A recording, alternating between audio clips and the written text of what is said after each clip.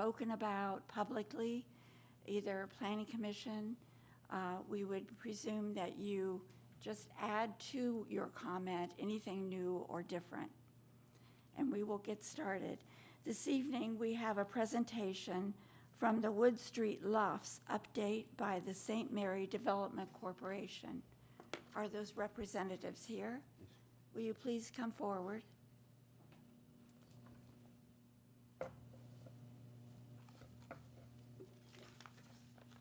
Hello. How are you? Would you identify your names? Yeah, I'm Wes Young. I'm Executive Vice President of St. Mary Development Corporation, and we're the general partner for Wood Street Lofts. Okay. My name is Christy Bryant. I am the on-site community manager for Wood Street Lofts. Okay. Go ahead, please. Well, the first thing we want to do is talk a little bit about, we had a health fair. We had one in 2022, but this year we held it on Earth Day and involved the community. The Piqua Fire Department was there, which we appreciate. In fact, I'm going to thank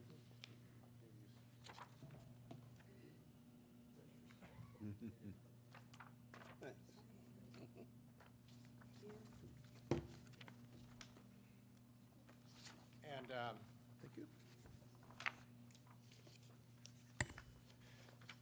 So Terry Vandenberg from St. Mary, who's a part of our resident services coordination group, was the host of it.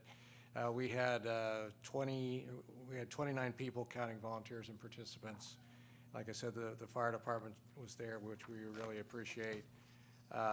The other agencies that supported us in this effort was the Area Agency on Aging in Miami County, CareSource, Head Start at Piqua, Transforming Life Church, which actually we purchased the land from them when we built the building. Oh, that's right. And then Surge Staffing, and then Edison State. Had a lot of activities for kids. We gave away baskets. The church provided box lunches, and so forth and so on. So that just to show that we're involved in the community, and I think it was a big hit. Certainly, a lot more people showed up at 23 than they did in 22, so we were happy about that. And so Christy, being the on-site manager, she's much closer to what goes on day by day. So I'm going to let her give you an update, and we'll go from there. If you don't have anything specific, I did just gather some rough information for you guys. At Wood Street, we are currently 100% leased. We're 94% occupied. We had spoken to you guys before about having a reseed done of the property, which has been completed. For June, we have, thus far as of the 14th, we have 0 police reports and or calls. We did have 8 calls for May, but 4 of those were from the same unit for an elderly woman that did end up passing, so they were mostly squad calls, not any police activity present. For the first half of April, we only had 1 police call who was again found to be agency assist, and then we did have no police reports for the end half of May or April as well. We had talked before about doing outsourcing some just additional grounds work with us only having maintenance on site. We share a maintenance man between other properties. So we have hired a local cleaning company. She comes bi-weekly. She just hits grounds for me, tree line, bike path area, anything that I may need. And she does a great job. We're really happy with her. We think the property looks good. And yeah, I think that's all we got. Okay. Can I ask a question? And I'm really excited that you hired somebody local to do the cleaning. Yeah, I think of course. that's great. Can you give me just an overview of what your job entails? Sure. When we started this whole process, the understanding was there would be some job readiness offered to the residents. There would be some connection with resources as needed and things like that. So Sure. So my actual job is to run the operations of the on-site building. I deal with occupancy and budgeting and maintaining the residents that are currently in the homes. I think Wes had spoken earlier, we have a woman named Terry who is a part of St. Mary's development. She is considered a resident resource coordinator, and so she reaches out to the residents individually on her own to let them know that in addition to just having the on-site management that deals with more of the, I guess, operation side of things, that she is available for all different types of resources. That's where we were able to gather the different agencies to participate in the health fair. So Terry is a great resource for the actual residents to get connected with other agencies. Is she in-house throughout the week? She is not in-house, no. She is located at our more of like a corporate office in Dayton. And so she sends out like a monthly newsletter. They all have her phone number, her email, anything like that, where they could contact her at any time.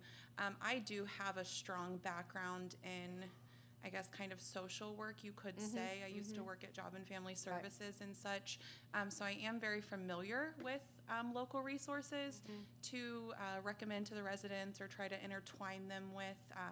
But that would be more of Terry's job. Okay, and I guess initially when this all started, that was one of the things that we were really excited about, was the fact that the residents would have somebody to walk alongside them if they needed job skills or something, so they're helping them move forward, if you will. And so Terry would be the person that does that. Yes. Okay. And Do you- The other thing we are is we are partnering with CareSource. I mentioned they were Right. part of that on infant mortality efforts, to obviously to reduce that, and the agreement with CareSource and the agreement as we applied with the state of Ohio. So we had given them $50,000 to help start that. They have this in a variety of places in there. They aggregate the funds together, and you spend them where they're needed the most. But we had another property that we were involved with that particular year that Wood Street was built, called Street Lofts over in Worcester. It's an identical building, really, and they also are paying $50,000 for that over there. So that was a more specific earmarked expenditure for something obviously that's incredibly important. It's independent living, and what we find with more family projects, or more so with family projects, is most people don't take advantage of something, along the lines of service coordination, except when they really need it. Right.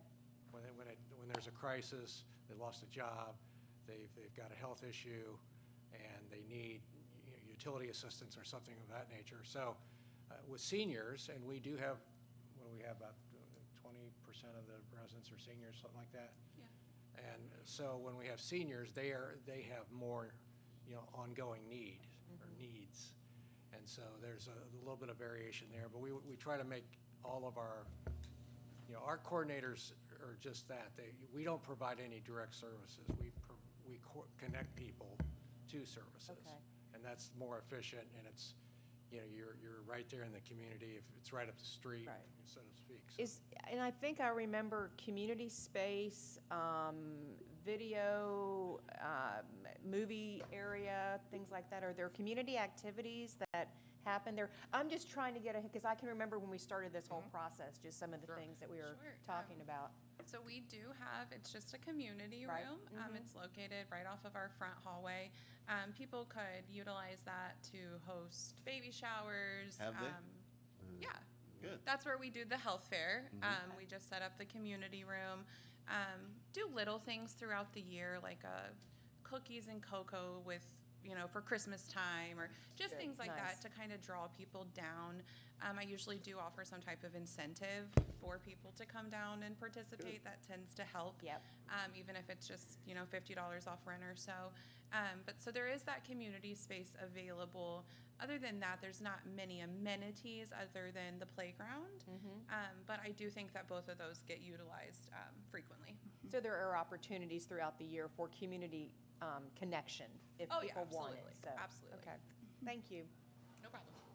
Christy, I'd remind you that you and I met some time ago to talk Yes. about a local advisory group that I was offering my help and the help of the neighborhood association from the area, and that offer is still on the table.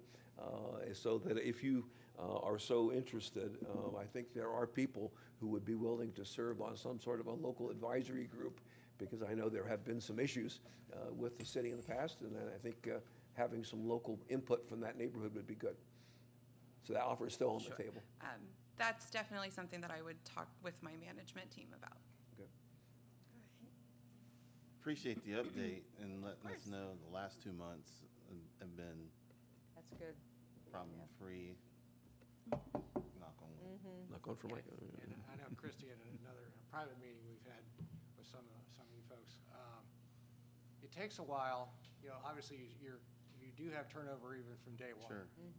And you lease it, usually you lease up in 5 or 6 months. Then you have folks, you have some turnover, and then you have people that are going to be long-term residents. And it kind of has to, it kind of has to gel together. And I think we're hopefully over that initial hump. And where we are today, it's, you know, in this world, it's, it's not perfect. 94% occupancy says a lot, though. Well, actually, in our industry, believe it or not, the overall occupancy in the United States for affordable housing, like tax credit affordable housing, is 97. So that's really almost 100%, because people do have to move if they change jobs and they move to Middletown, or have to move to Middletown or something to, you know, get another job. So you're 97%, it's almost full Yeah. capacity, so to speak. Thank you for coming. We appreciate your presentation. Very problem, no problem. informative. Thank you. Thank you.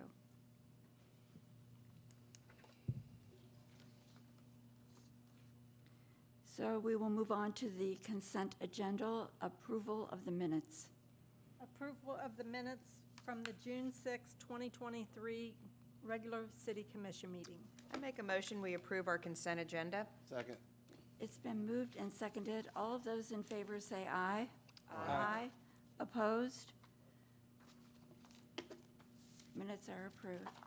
Moving to old business, ordinance number O-5-23, amended. This is the second reading. An ordinance authorizing the submission of a proposed amendment to Piqua Charter Section 4, Meeting of Commission. Commission, this is a ordinance amending various charter sections. It's also been amended. The amendments basically are non-substantive changes that I made to the code, so when it goes on ballot, it's stated a specific way. There's nothing in this ordinance that's overly objectionable. If the commission desires, so I can get it on the ballot and make sure that the Board of Elections has no problems with it, I would ask that you waive the 3 reading rule. If not, we'll hear it the first meeting Can you in make July. the citizens aware of what the amended sections were so that I mean, the amended sections were just, I broke out the code sections and made grammatical changes. nothing additionally amended No. from the last time you read it? It just has to do with how the language reads for the ballot. The code, the charter sections that have been presented have not changed at all. Okay. Those will be the same. It's just some of the ballot language had some minor errors in it, and how it was set out, I did not like, and I changed those sections. Yeah. And again, it was a group of citizens that got together. We each appointed somebody to There were go through and make these changes. 5 citizens who sat together for a period of months and went through every single section of the charter. They came up with these recommendations. Also, staff members gave in, and administration gave input on some of these. Some of these just make it easier to do. The main 2 that I see in this are the contract provisions where we follow state law rather than mess around with changing the charter on a regular basis. And the other issue that what I thought was somewhat important was it allows the police chief to appoint special officers for a longer period than 6 months. This is mainly for school resource officers. They're generally appointed for a period of 9 months, and that's the reason for that. Okay. And the citizens will get a chance to vote on these recommendations on the ballot. On November. I'd like to make a motion that we waive the 3 reading rule. Second. It's been moved and seconded. Will you call the roll, please, Diana? Commissioner Vetter, Aye. Vice Mayor Lee, Aye. Mayor Pearson, Aye. Commissioner Hines, Aye. Commissioner Grissom. Aye. Thank you. I would like to recognize the folks who served on that committee. Frank mentioned that they worked on it for a long time, and it's very tedious. Roger Bateman and Nolan Campbell, Carol Austin, and David Roth, and we appreciate all your energy and dedication to that. Under new business, ordinance number O-6-23, first reading. An ordinance to adopt Chapter 109 rental housing regulations. Commission, do you want? Commission, this is an ordinance that Mr. Schmeezing and I both will talk about. The first part that I want to talk about is this is the code that's before you today has evolved. And it's evolved as a result of a long process of the administration and listening to public comments at the Planning Commission hearing. This ordinance has taken out all references to landlords guaranteeing the utilities for the occupants. So landlords will no longer have to worry about if there's a past due utility bill, at least currently, from paying that or being responsible for that. We took that language out. The Planning Commission discussed that. The other issue in here that was taken out that was an issue of concern was getting the names and addresses of the tenants. The administration and staff sat down this week and discussed that and really discussed what was the necessity of that, and we all agreed that that section could be removed. So the changes in that were made. The other item that was changed really had to do with the inspection portion of it and how search warrants would be processed and how the inspection process would go. The reason why I did this is just to make it clear that we are not penalizing, we are not going to penalize a landlord for not permitting us to search the premises. We certainly want cooperation from the landlord to search it. But if they refuse to do so, they will have a process that they can go forward where they can appeal to the BZA. They also can request that we get a search warrant, which we will. The benefit of cooperating, quite frankly, is that we can go in together and it will be less harmful to the tenant in all reality. Where if we get a search warrant, unfortunately, what probably will happen is once we notify the landlord that we get it, we'll be going into the premise. And that's not the way we want to do this. We don't want to go in and do a bunch of search warrants because it places our code enforcement officers at risk, and it involves police resources. If we get a search warrant, we're going to have the police involved at that point in time also. The other thing, just to note that there are many people that bring up various cases. The Portsmouth case was brought up, saying that that search warrant was Baker versus Portsmouth, that search warrant wasn't valid, and or the code enforcement ordinance wasn't valid. And the reason why that wasn't valid was because the ordinance penalized the landlord if they did not cooperate with the search warrant, so they would be subject to criminal conviction. Our ordinance specifically states that you have a process if you want to get a search warrant, and we'll follow that process. Additionally, you're not going to be penalized for not having a search warrant. You will be penalized if you rent your property without getting a rental permit.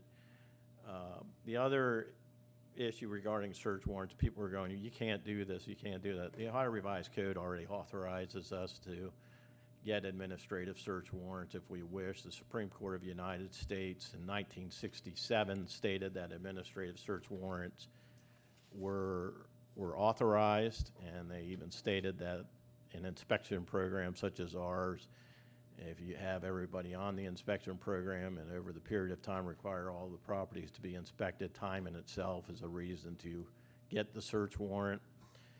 The Sixth Circuit Court of Appeals and City Line versus Halpern not only authorized search warrants, but they authorized rental permit ordinances, but they also stated how search warrants would be enacted, or for lack of better words, how they would be carried out. They also stated in there regarding fees, because that was an issue that was brought up at the Planning Commission. The fees we cannot collect an excess amount of fees. Our fees have to be justified by the cost of the program. It's estimated, I think the fees in this case, total overall will bring in about $240,000. That's less than what I think the total cost, at least the administration believes that that's less than the total cost that is going to be necessary to conduct this program. The city is not going to gain money. The Sixth Circuit also said in that case that the fees, and this was a 2020 case, the Sixth Circuit Court of Appeals also said the fees are deemed,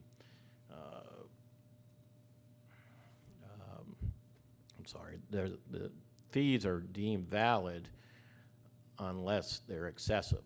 I don't believe in this case that the fees in this matter are excessive, particularly based on the fact that we're still not covering the cost. So those are the major changes. One final thing, and I hate to even bring it up, is that some folks, I appreciate that people have different opinions on this matter, but some folks out there have been making threats. They have their Fourth Amendment rights and will exercise their Second Amendment right. That's scary for our code enforcement officers. As prosecutor, I really don't appreciate it.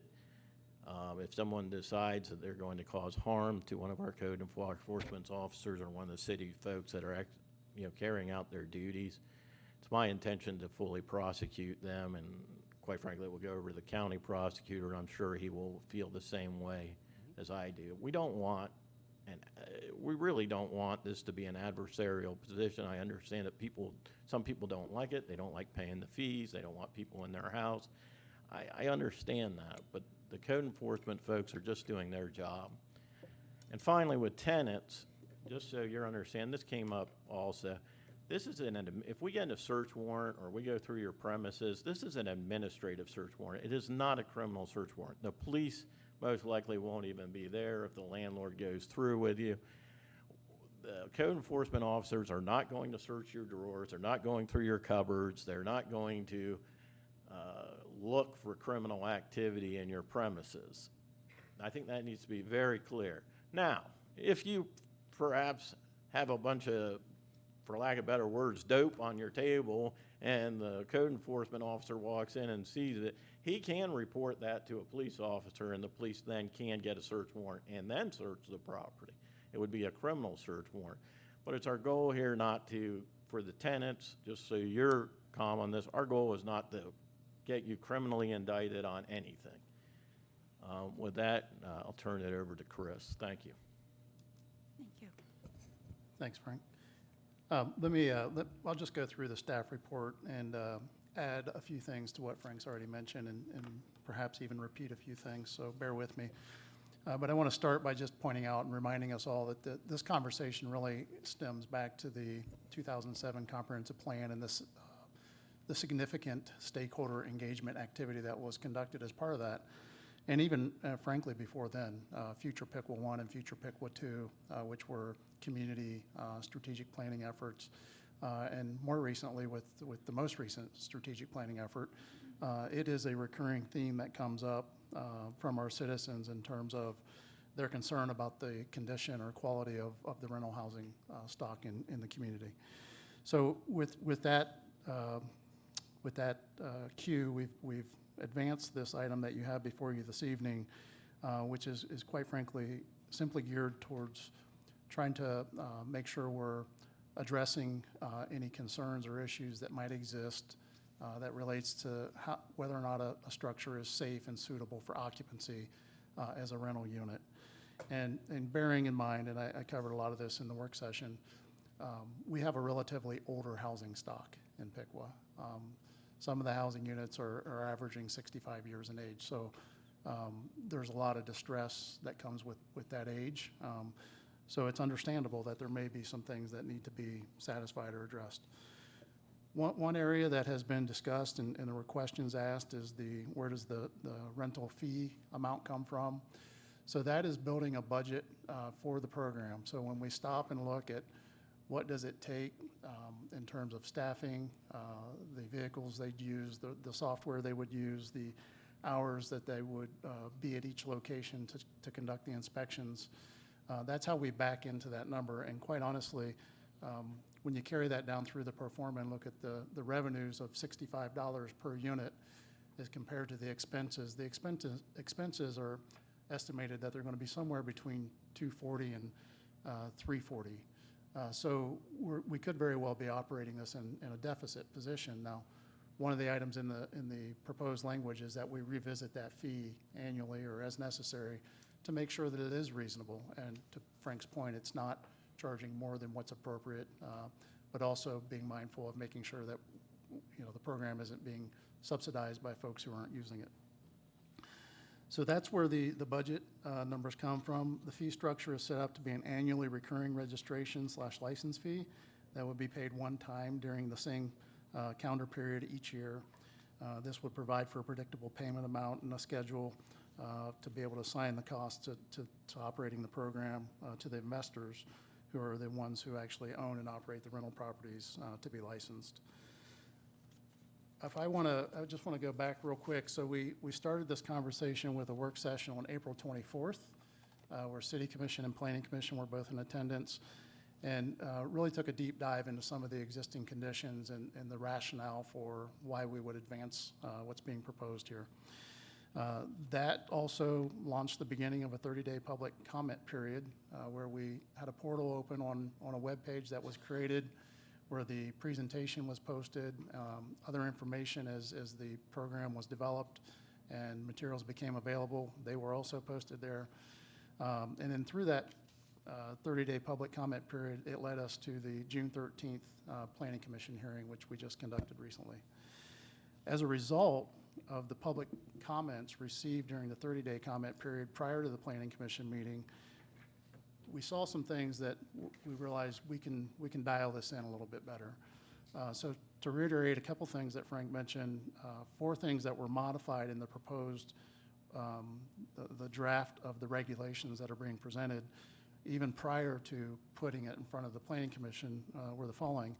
1, we clarified that rental properties include land contract and rent-to-own contracts.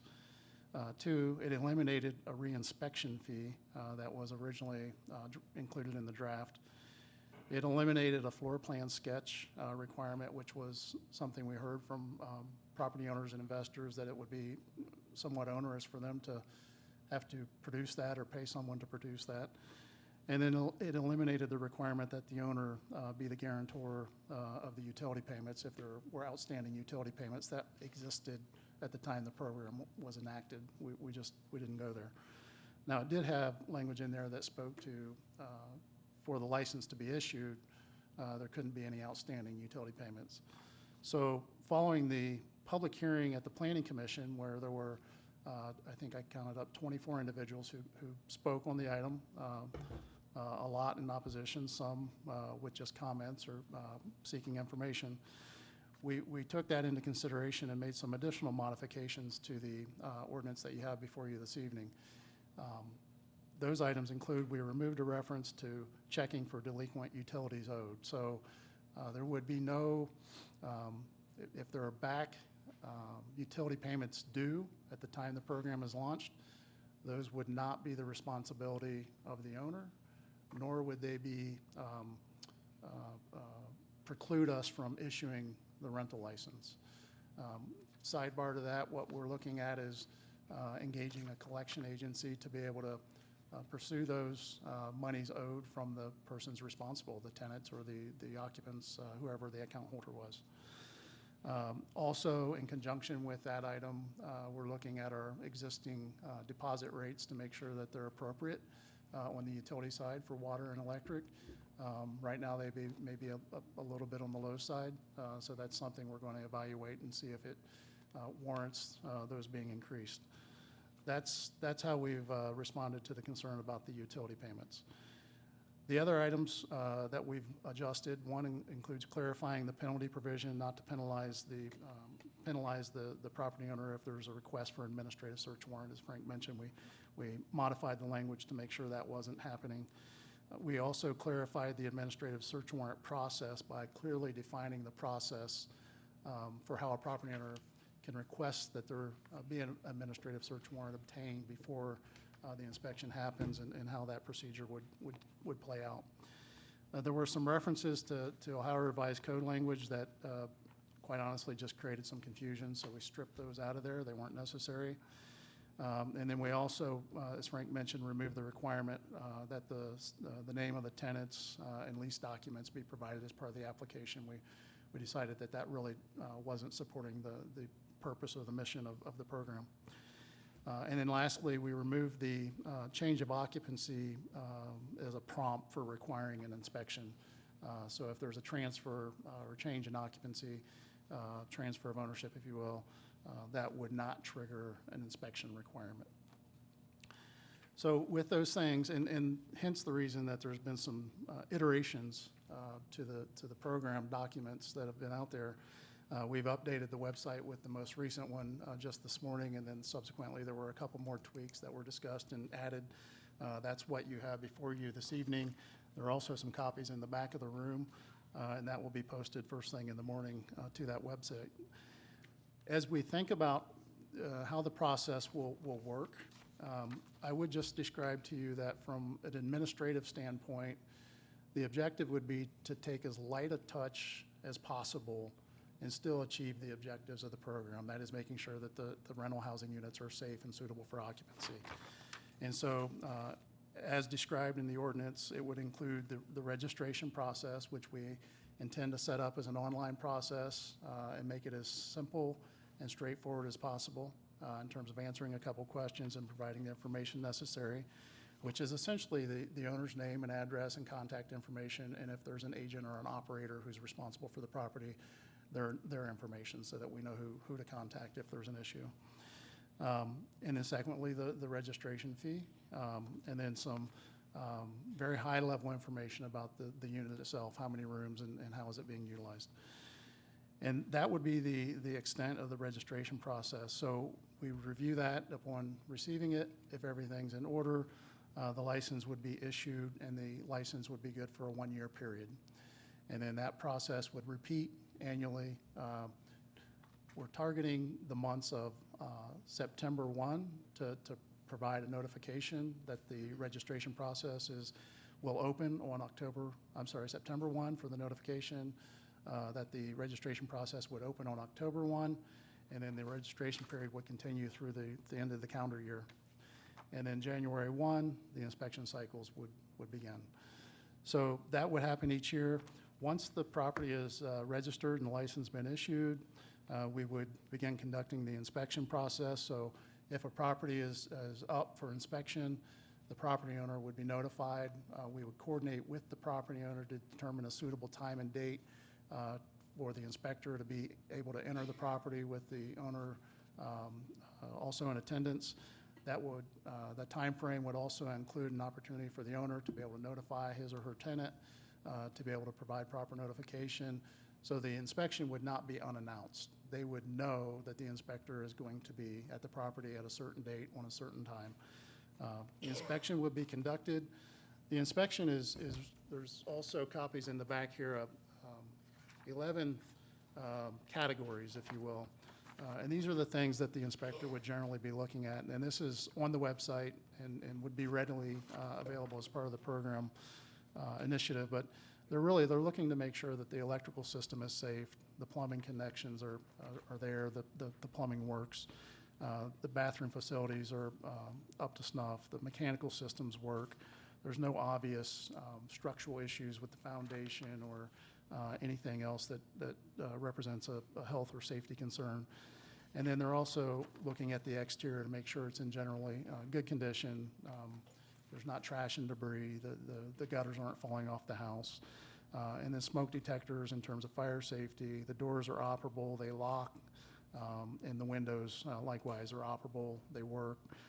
They can be opened to provide fresh air. And then just the general finishes. The walls, ceilings, and floors are all, the coverings are in good condition. They're not waterlogged or caving in or whatever the case may be. That would be the extent of the inspection. If a property's in good order, that's probably a half an hour. So it's not going to be a long, drawn-out process. If things look good, they look good, and the inspection is complete. If there's something that needs to be addressed, or even if it's found to be in good standing, there would be a written report that then would be provided to the property owner within a reasonable time frame. I'm thinking 7 to 10 days, if not sooner. We want to automate this as best we can, so it could be quicker. But the written report would be provided to the property owner so that they know exactly what was determined. And if they're there during the inspection, obviously, they're already going to know. So that written report would provide them with anything that was discovered, a reasonable time frame for remedying or correcting whatever deficiency was noted. And then they would take care of that. There would be a follow-up to make sure that it was satisfied, and that would be the extent of it. So that's, in a nutshell, how we would envision this program operating. And again, just to reiterate, the goal would be not to overburden staff by being overly dogmatic with the activity, but to apply as gentle of a touch or as light of a touch as possible so that we can achieve the outcomes that are desired by the community without overtaxing our resources or making this into something more than what it needs to be. Happy to answer any questions. Thank you. I just have a couple of clarification things, just so I'm understanding, because I watched the Planning Commission. I did watch that, and just kind of, I know some questions came up from there. So, and I think Frank addressed this as well. So the utilities now will not be on the landlord, correct? Okay. And outstanding past or present utilities will not be on the landlord. We're going to go to a collection agency to get those, correct? Okay. That's what we're exploring, yes. Okay. And then the names of the renters do not need to be given? Correct. Okay. All right. Because I know those were things that came up in the meeting, so I'm glad to hear that we've addressed those. One of the questions that I've received from quite a few citizens, there are some people that just have 1 or 2 rentals in the city. I mean, it's not necessarily a business per se. And their question was, does this have to be for those that just have 1 or 2? And so I told them that I would bring it up in the meeting tonight. So it would be applicable to any property that's being used for rental purposes. So if it's 1, it's simply, they have 1 registration fee. If it's 2, they have 2. If it's 20, they have 20 fees. So it's commensurate with the scale of their operation. So even though it's just 1 or 2, they're still subject to the inspection program, just the same as any other of the properties would be. They're realizing a rental income off of that property or that investment that they have, just the same as any other Colonial operator. Terrace would have however many units. Correct. Same with Bentry, et cetera. Yep. Terrace Creek, Roosevelt Manor. And my Washington understanding Commons. is the money that's going to be raised from this $65 a year, again, we don't have to go in and inspect every year, but this registration fee every year is to help subsidize the program of our code enforcement, et cetera. So it's not, and that's what it's for. Is that correct? Correct. It's covering the wages for the inspectors, the cost of operating the vehicles, the software that would be utilized, the iPad, or the tools they would use to do the work that they would be doing. That tells you here's what the estimated expenses would be for the program, which puts you, depending on if you have 2 or 3 inspectors. We currently have 2. So if we're going to try to operate the program with 2. We'll see how that works out. If it's 2 inspectors, we're probably in that $240-ish range. Okay. The revenues at $65 are about $280,000. If it's 3 inspectors, it puts you closer to $340,000 to operate the program. Those are forecasted numbers, right? So once we get into it a little bit deeper and we see how much time it really takes to do each inspection, and if they can do 6 inspections a day or if it's 8 inspections a day, we'll better understand how those numbers really dial in, and we'll be able to adjust those. And that's, again, part of the reason why in the language it suggests that those fee structures be looked at annually. Okay. All right, thank you. So I have one question, excuse me, in that same regard. So my one concern kind of is with that language with adjusting annually, because just initially you're talking about already operating at a deficit. So that next year, if you're at a deficit, and how much are those going to change? I'd like to see either some kind of a cap or something so that it couldn't be grow from $65 to $300. how are we going to maintain that? Like, so I would see that we would adjust the fees or that the program would adjust to the fees rather than the fees adjust to the program? Or how would we operate efficiently and responsibly without adding additional charge to the renters and the landlords? First, the commission would have to amend the ordinance to Right. adjust those fees. So the commission would always have the ability to say, no, we're not going to adjust the fees upwards at this time. It could be that we could adjust them downwards if we find out that, okay, we're doing this program. It's probably not realistic, but And I I guess, think that's a concern. yeah, and I guess the question for this is there a way that we can say to not exceed $65 for a certain number of years? Is that kind of what you were saying? I mean, certainly Don't know yet. within the ordinance, but I think from the ordinance standpoint, I think you have to review it annually, just to make sure that we cannot make money off of this program. Right. So it has to cover the cost. So it has to cover the cost of the implementation of the program. It can't be, we can't charge $100 when it's only costing us $60. And so we have to look at that annually, no matter what. But you could certainly ask to have it that it would not change for a period of years. But again, it won't be able to be changed without the commission voting on it either.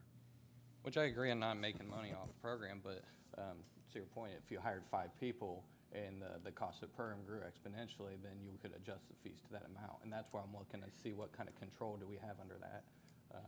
If there's a need or not, but how are we maintaining those fees, and is there a cap like based on the inflation rate or something of that nature? Currently, it's $65. Yeah. The only way to change it is commission would change it. All right. Any other questions from commission? The one question I had too was looking at this inspection list, which I do appreciate you supplying because I do think it gives some good guidance and whatnot. Like some of them, and like you said, just trying to maintain the safety like for me as a landlord, it's nice if somebody comes in, there's things that are happening that I wasn't aware of, to be able to see this and have an inspection list myself. But some of them are more extreme than others. Or looking at all of these, are they all considered like deficiencies, or would some be recommendations? Because some of these I could see where it's not necessarily, to me, a risk as much as what would be a recommendation of something that would be, more compliant. So like, for example, looking at windows, I completely understand having an operable window in every bedroom in case there's a fire and need to escape. But having screens without rips or tears or holes, to me, that's not the same level of safety as I would be concerned about. Yeah. These checklist items actually come off of this. We're not the first ones to create this checklist. So we've borrowed this from some other communities, and there is text in the property maintenance code that speaks to screens being in good condition, but we've never gotten that stringent about how we enforce the property maintenance code. To me, that's a bridge too far, Yeah. right? So and that's why I would say it's like on some of those and it- levels, if we're not planning on enforcing them, would they be more recommendations so it's still there? Those are the kind of things that the inspector would point out to them that, hey, your screen's got some tears in it, you probably should take a look at that. It's not going to result in a code violation that says you have to repair this within X days. Yeah. Make sense? Yeah, it makes sense. I just think there needs to be that separation if we're not going to enforce it versus the ones that would be more of a deficient and true safety risk hazard. It's, put the ones again, in there the objective is to have as light a touch as possible. If the property is in generally very good condition, they're probably not going to even notice a little tear in the screen if everything else is in order. So they're not going to go scrutinize every screen to try to find that one to say, I got you. That's not the goal here at all. Is if the property is safe and is suitable for occupancy, the plumbing is, the drains are connected, the water runs, you have hot water, the hot water heater is in sound working condition, the mechanicals work, they have heat in the winter. Those are the main concerns. Oh, I right? completely agree. So That's why I think that needs to be clearly That's what they're really defined. focusing on. So it's conceivable they could pass the inspection and just have a recommended list as well. Yeah, it might be, think of it like the auto dealership, right? Your your tread on your tires is getting a little low, and they check that box. So like this checklist could actually be a tool that they use. They check a couple things. Here's some things you ought to take a look at, but it's not going to warrant a code violation necessarily if it's a tear in the screen or something minor of that nature. So I have another question with this checklist. On the last page, the very last item under miscellaneous, are there too many people occupying the dwelling, i.e. the kitchen, halls, and bathrooms that are not acceptable, habitable spaces? How do we figure what's too many people?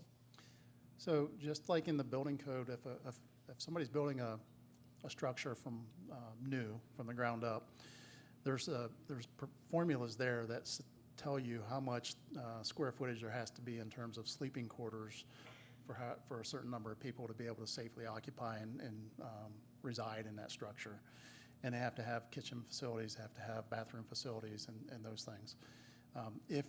When we look at the property, the number of occupants exceeds, and it's a basic math problem, then we would note that, look, there's more people living here than what is safe in terms of the occupancy limits.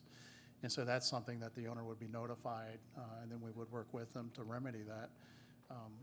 The concern being that when the structure is suitable for 6 people and there's now 10 or 12 or however many living there, if you do have a catastrophic event, bad things happen because it's more difficult for all those folks to find their ways to the paths of egress and safely exit the property. So that's why those standards exist in the first place.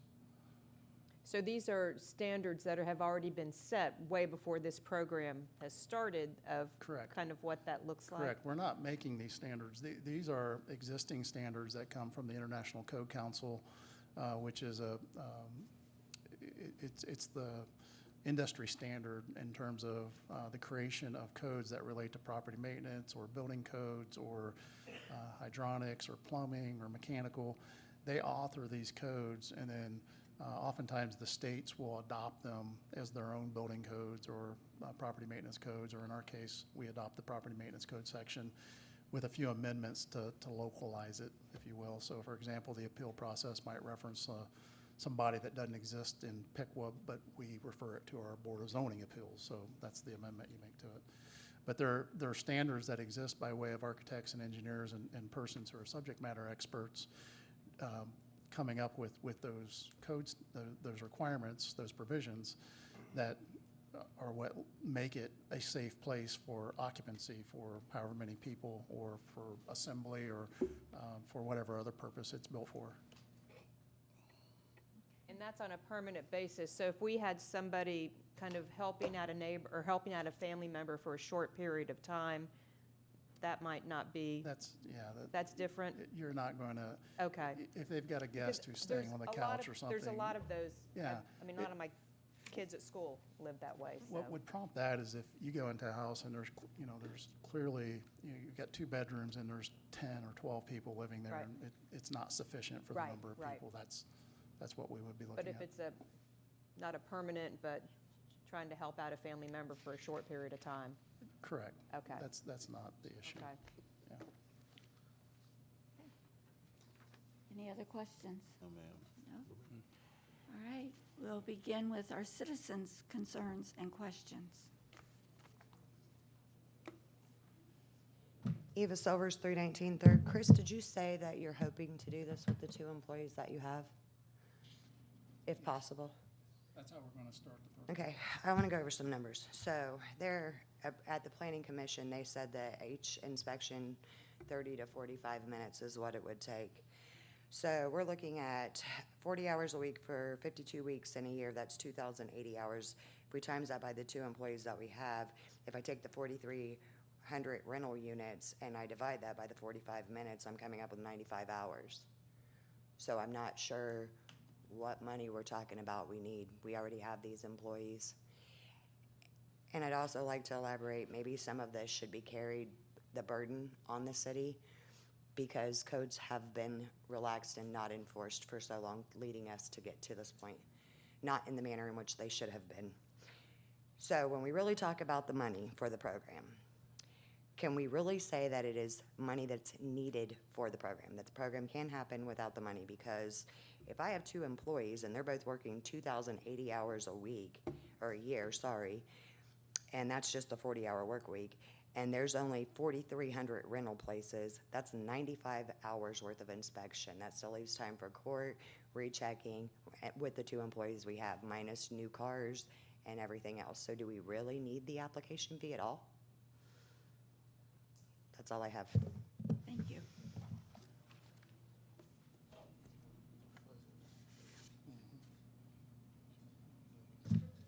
Tony Chappie, 1725 Parker Drive. I see some problems with what we're doing here. I've got some solutions in how we can do it. Everybody has the same goal. We want a clean community. You want people to invest in the community so we have nice properties. I believe what we're going to do is a big mistake. It's going to keep people from investing and trying. Trying to punish and control people never would work. It's not going to work. You can throw all the money and all the legal talk you want at it. It's not going to do anything. I believe I have a better solution that would guarantee the same money work a lot better. About a year ago, tried to get involved. Nobody called me back. Last week, they said they were going to call me back. Nobody called me back. That really doesn't matter, but why I think I'm qualified to do this is I'm quote-unquote a professional slumlord. I've fixed up probably 30 of the shittiest houses here in Piqua. Okay, I bought them really cheap, threw thousands of dollars in it, fixed them up. Okay, I've built a nice income for me. I've done it a few times. I talk to a lot of people. I have a fitness center. I know a lot of young kids who want to invest because it's the American dream. But more control and fear keeps people from doing this. That's why I don't think this program will work. I think it's stupid for us to do that, okay? So the plan is, instead of punishing people and trying to control people, what if we thought outside the box? We started this program.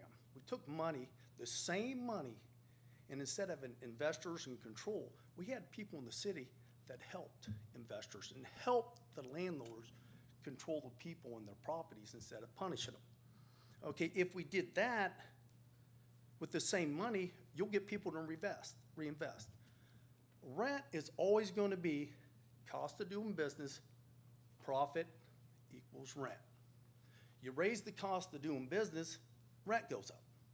Make my life hard. Like I say, I'll just charge everybody an extra $200 a month. I mean, right now, I'm getting $1,300 a month for a 3-bedroom apartment. Who can afford that? Metro pays it, so that's where I put it. I don't care. I'll buy a boat, you know. But by trying to control people, this will never work. We're talking all this legal humble jumble and this. What if all the commissioners up here, you all care, right? How many of you bought many houses and had to deal with tenants or landlords and had to deal with reality? Okay, so what you should do is work with us, like I ask, come up with solutions so we can be more profitable, so we can lower rent. Then the city gets beautiful, okay? I think it's pretty simple. Everybody wants to do it. The money's the same, better results. We have the best legal device that can write better laws than our federal government, right? And if we screw up, we got insurance to pay the bill. So why don't we think outside the box and look at everybody? Nobody's happy. We're all talking legal battles. What's that going to do? That's not going to clean up. That's not going to keep a person from cutting their grass, cleaning the yard up. A certain amount of people are just dirty.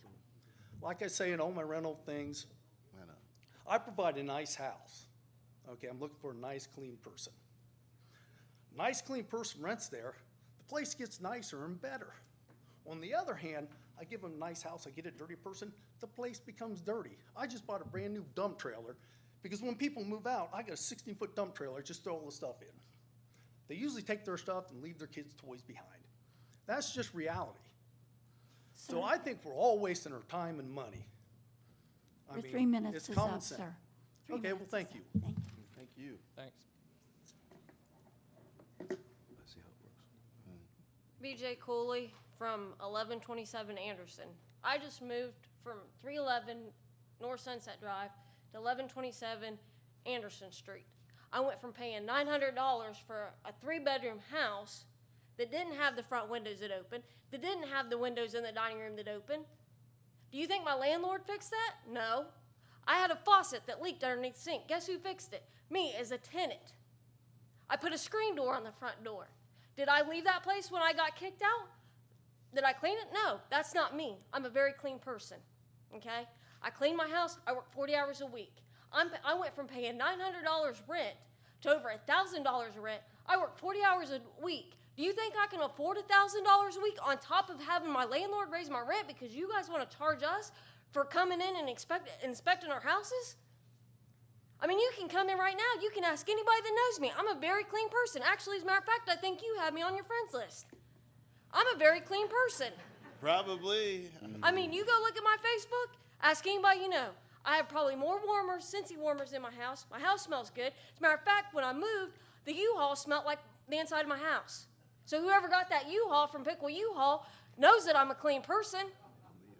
I mean, you want to talk about money? Well, why don't you take some of this money that you're charging us for utilities on top of paying rent and use it to make the community a better community? I grew up here since I was 1.5 years old. I have never heard of this concept in all my life. Yes, you've got places that are trashy. I'll give you that. But you go to any other city and you've got places that are trashy. I'm just asking for the community to work together and find a better solution. Like he said, you know, you go buy a dump and you clean it up, you're landlord. Would you want somebody that don't take care of their property or someone that don't call you and say, hey, I fixed this to help save you? Well, That's the type of person I am, because that's how I was raised. I'd rather if there's an issue, they let me know so I can fix it before it gets out of hand. I mean, but I'm just saying, you know, I went and fixed that faucet. Did I call my landlord? No, I did it on my own. I went and took $70 out of my account and went to Home Depot and bought a dadgum faucet and put it in myself. As a landlord, wouldn't you appreciate that? Wouldn't you appreciate someone that takes care of their property and takes care of your property to make it look better and benefit you? It's not benefiting me because I don't own the property. It's benefiting you as a landlord. This $65 I don't really have. And I really don't want someone just coming in my house going through my stuff. I'm sorry. To me, that's just wrong. Not that I have anything to hide. I'm just saying, as a public person, I don't want the law people coming in my house. I don't do nothing. I don't call the law. I try not to involve the law at all costs. Do I act goofy? By all means, yeah, I do. But I'm not a person that goes out here and causes all kinds of conflict.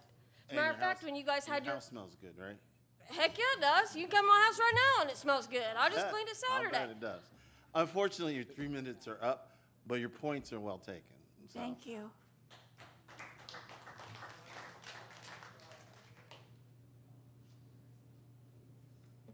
How you doing? Good. Name? Graves, Mr. Graves. I got a problem with a few things. I came across some, Can you, I rent, can you offer your name and address, please? Philip Graves, Okay, and your address? 500 Miami Street. Thank you. It's a rental property. I rent, stay in this property. And I could say my landlord is here. But she tells me a lot of problems that things had to be done and this and that and all these problems. So I feel like as a homeowner, that person own their home, right? You own your home, I guess, you know. Would it be fair for somebody to come in and tell you what to do with your property? That you pay taxes, that you take care of your property? Now, let's say it like this here too. You have people, older people, on fixed incomes, own houses. And you talking about charging some money to come in somebody's houses to do this. Will that money help that person fix their house? Or will that money go in your pocket to do what you want to do? But wait a minute. You talking about fixing properties, doing this and doing this all around Piqua and everything like that. I live here. What about all the streets is messed up here in Piqua? We ain't dressing. Curves supposed to be fixed. We ain't dressing. They supposed to be some certain type of height on the curb. Yeah, passive inspection. Okay, they come down on my street, 500 Miami Street, to put the handicap ramps in. On my corner, they didn't put a handicap ramp on. I asked him why. He said it's not in the order. I know why it's not in the order. Because it's a light pole sitting there on that corner and they don't want to disturb it. But so like a handicapped person to come down my street on my sidewalk and get to that corner and can't get off and wishing they was been on the other side of the street and get through, y'all need to think about some things y'all need to do too. Thank you.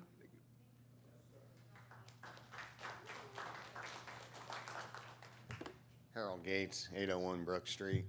You know, Frank started off, he said 240,000. I said at the planning meeting, at 53% rental business in Piqua. At 53% rental business at over 4,000 rentals, 4,400 rentals at $286,000. You said 240? Approximately. Harold, I don't have the exact number, and you expect that not But everyone would. Chris said, we're gonna take a loss. We're gonna hit it at the very beginning. I just did the numbers that you just said. It's gonna cost about 240 per unit to do the inspection. Is that what you just said? 240 is what is gonna be invested in each inspection? No, No? no, no. Where did I misunderstand that? Budget is anticipated to be somewhere between 240,000 a year and 340,000 to run the program. The $65 per unit for registration will generate $280,020. So that'd be, with everything that's needed, about 700,000 in the hole right off the bat. No, No. no, I don't, your numbers don't add up. 4,000. So anyway, we're getting off, the cost of all this isn't going to make any sense, because in the end, it's going to cost the city money. You'll have to file bankruptcy. You won't even be able to control this whole thing. You don't see it?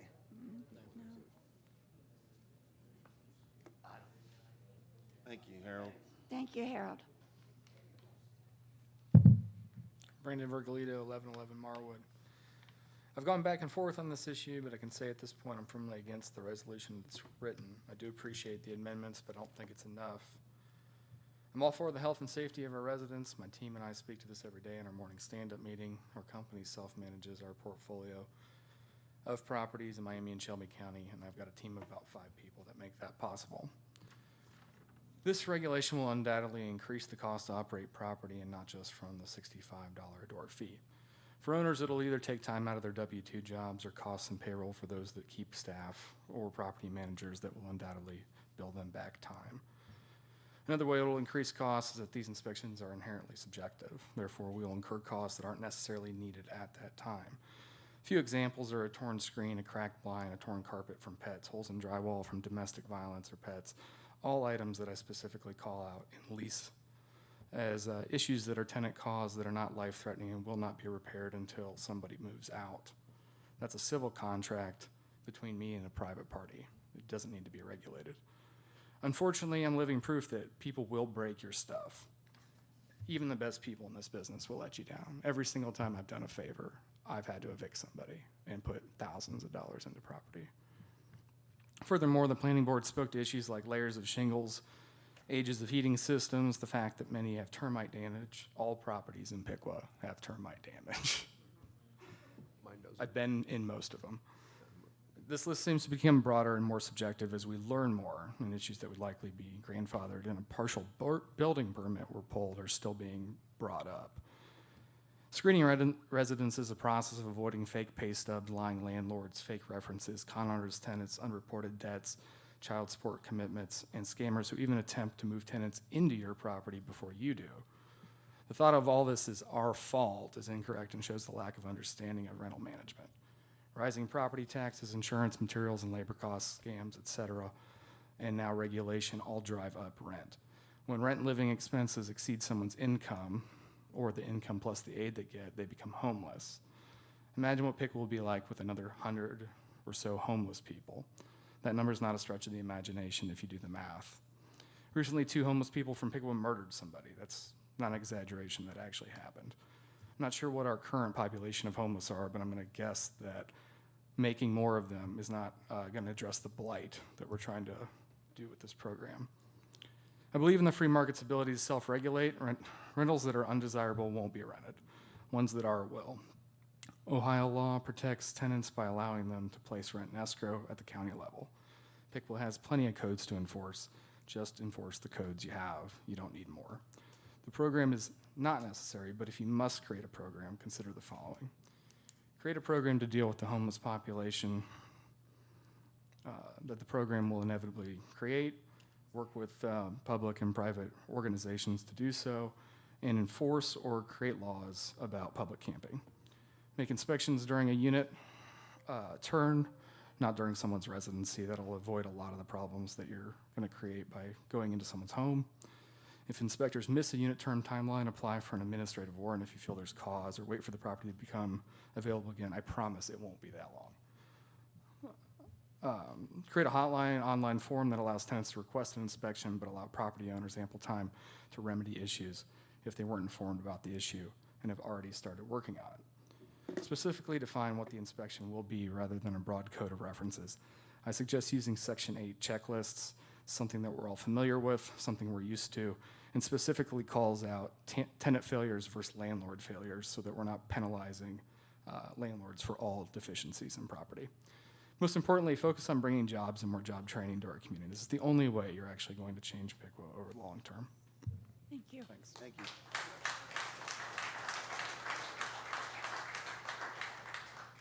My name is Mary Simmons. I live at 500 South Downing Street.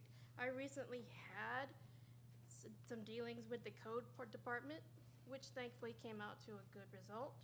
But as a private homeowner, it was an invasion of my private property in my home. What's to stop this from going to the private homes? Please tell me. You see something there that you don't like, you go and you give somebody here, hey, take this down. Don't do this. You have to do this. They don't do it. What are you going to do? What is the zoning, the code? What are they going to do? Are they going to take it to the point where we move this to private ownership? Because at that point, you will have $1 million lawsuits at your hands. And if I was a renter and if I owned property in this city, I would take it out of the city. I'm sorry to the people that are living there. Like he said, you would have homeless people. You have disabled veterans. You have aged people. You have people that barely make anything. So I urge you to reconsider. And like the other gentleman said, look at the roads. Look at our city. It's nice you're doing all this down here. That's great. But they ride down these streets, the wheel breaks off because they hit a pothole the size of a crater. They're gonna leave, and they're gonna tell everybody. So how about we fix these little problems first before we move into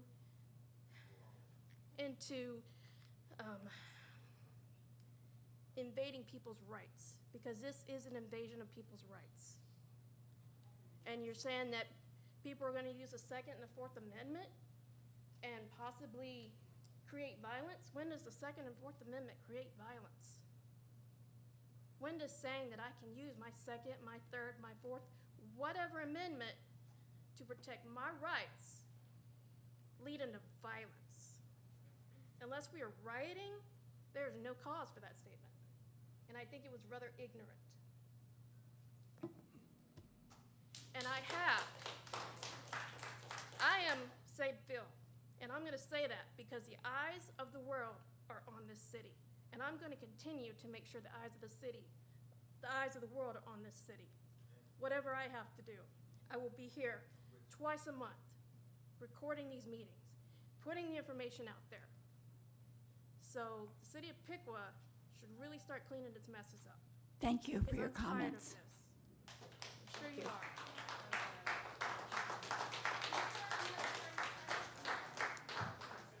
I'm Philip Elmore. I'm a property manager. I manage 10 properties here in Piqua. And I understand the situation you're dealing with, but like Brandon said, there's a lot of stuff that happens that we as realtors and or property managers cannot do. Our hands get tied by the federal government. But when I look at this rental inspection list, it looks more like a glorified homeowners association targeted only for those who rent homes. You know, that's what it looks like.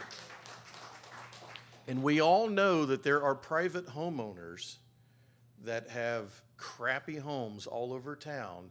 And what are we doing to address those? We're just seem like we're singling out landlords and homeowners, those who rent homes. That's the problem I have with it.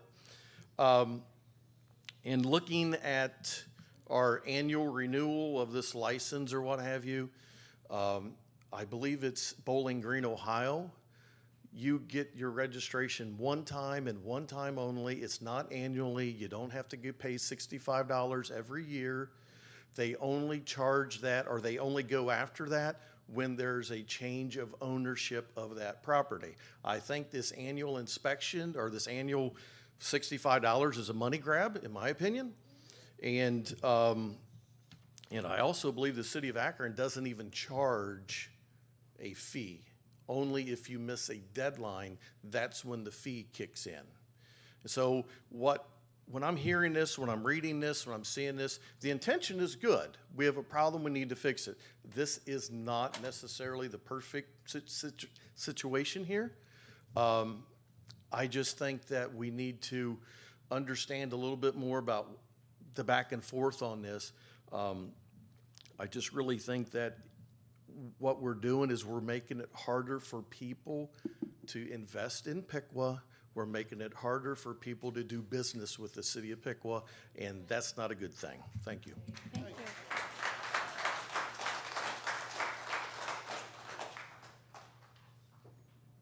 you. Good evening. Tom Homan, 1803 Nicklin Avenue. I'll make this pretty quick. There's a nice big flag behind you for a certain country. And I would encourage everybody to not be quite so dismissive of the Fourth Amendment. The Constitution is not supposed to be a lawyer's game where we compete to cite as much case law as possible, all in an effort to get as close to the line, not touching you, as we possibly can. Fourth Amendment draws a line, but it's not supposed to be a game of how close can we get to it. As for, let's see, Mr. Schmeezing, you had said about the plan is to have a light touch.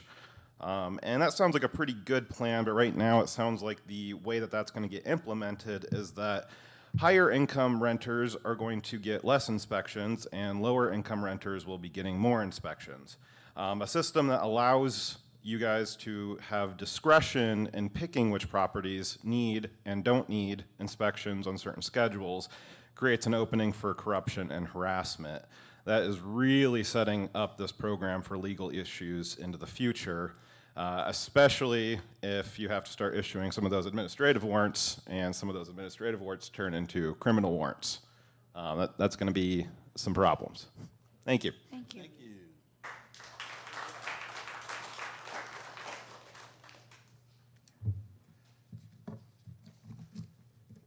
First thing, don't count this toward by 3 minutes. Start the clock. Want everybody to have one of these. Just shut. I asked you guys about this wife, not on the phone.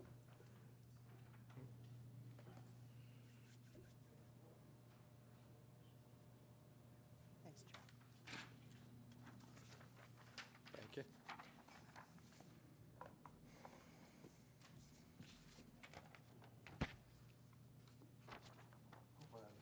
Yeah, you too. Thank you. Me too, man. Don't short me. Yeah, I do. Thanks, Chuck.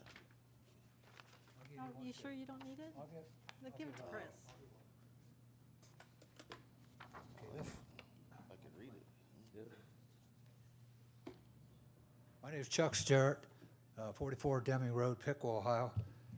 What I just passed out for everybody's knowledge, it's the organizational structure of Piqua. It's on the website, but it is no longer on there. I made a call Friday about it. I found out it wasn't on there. But it's the organizational structure of Piqua, how it's designed to be run. The citizens of Piqua are number one. The commissioners are two, then your committees, city manager, then office heads, department heads, on down. So what that's saying is, you got a room full of people here telling you that you're not doing the right thing here. This needs to be changed or scrapped or whatever. And you're not listening to people. You change the ordinance, you don't follow. We got to follow the ordinance. You don't follow it. You just avoid it. Used to have 7:30 meetings. Now all of a sudden they're 6 o'clock. People can't make it. We got the planning commission. Where do you swear people in to go to the meeting? Mr. Bupp needs to be trained. That's only being used when there are department heads or officers or some type of investigation before them where you have to call witnesses to testify. Then you swear them in, but not to go to a work session or not to come to a city commission meeting. It is our right to be here. Also, I don't like the idea of the checklist, and it's been brought up. It needs to be thrown completely out and start from scratch and build one that makes sense. Because you got older houses, they may not have all the bells and whistles that you want on that list, but they'll probably be standing here when the new ones fall down. And that's what those are for, the new ones. And it's just bare minimums when you build a new one. You see them every day fall down. The rental inspection is definitely a violation of property rights. Back in 2008, we had referendums up, if you remember. Some of you were here. Frank was. Where they had a code enforcement doing this stuff, citing people, doing this stuff, ridiculous fines, first, second, third offenses. And it went to the ballot, and the people voted it down. Now that's been voted out, and they had a civil, or citizens board you had to to appeal to. So in other words, and that was appointed by the city manager or somebody. So what happens is, I cite you, and I said, I don't believe this. This is not right. Well, you can appeal it. I'll go right back to the same person who writes a ticket. I said, no, you can't do that. We have a right to have a jury trial if we need it, or we have a right to go to court. So that got knocked out too. All this is, and you're saying 4,400 properties, you don't even have the numbers. This says units. It doesn't say properties, it says units. Bent Tree Apartments, every one. Colonial Terrace, every apartment, 72 of them. Park Ridge, or up in Park Ridge, every place that rents, that's a unit.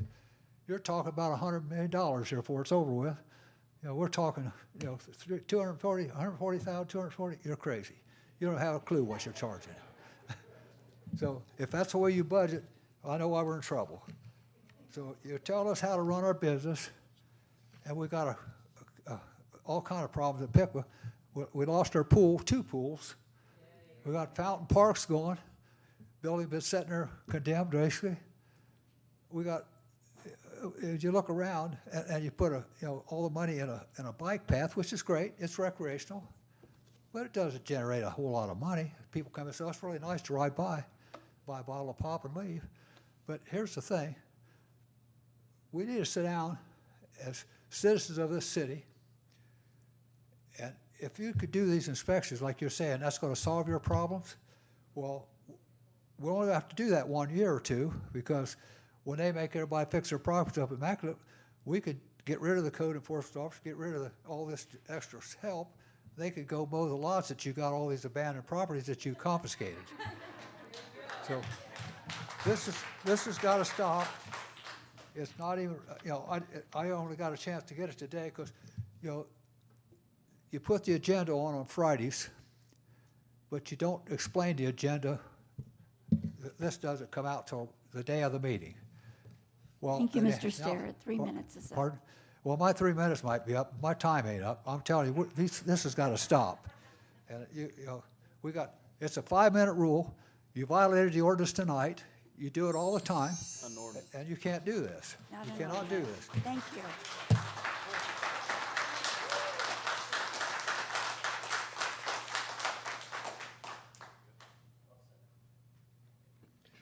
Good evening. My name is Kevin Lofton. I am the site manager of Piqua Village Apartments at 1345 Covington Avenue. Actually, Mr. Smeezing, your logistics on 2 employees does not add up. 5 days times 52 weeks gives you 260 days. Let's give them 2 weeks off for holidays, 2 weeks off for vacations. That only leaves 232 days of the business year to work. Times 8 inspections a day, that's 1,856 inspections for a year for a single inspector. Times 2, since we have 2 of them, that's 3,712 inspections. So out of the 4,350 that was supplied by the council, that means 638 will not be inspected for the year. That kind of brings other points. My management staff has said they're against it. They really don't want to pay the $4,225 yearly fee. But that also brings up major time frame issues. How long do I have to wait for an inspector to come up? We are HUD housing. The more I have to wait for someone to come and inspect, the more money we lose. Plus, every year or every 2 years, I have a REACT inspection, which last time I got an 85 out of 100, which is pretty darn good. But when I'm sitting there waiting for an inspector to come out, who's paying my bills? Who's paying my mortgage? Who's paying for the electric? Who's paying for the money from the government that I could be having, but I'm waiting for an inspector to come? Do we have an idea how long it's going to take for an inspector to come out if we can't get all 4,350 inspected in a year? Other questions I have that I don't see an answer to. There are times where I flip the same unit multiple times in a year.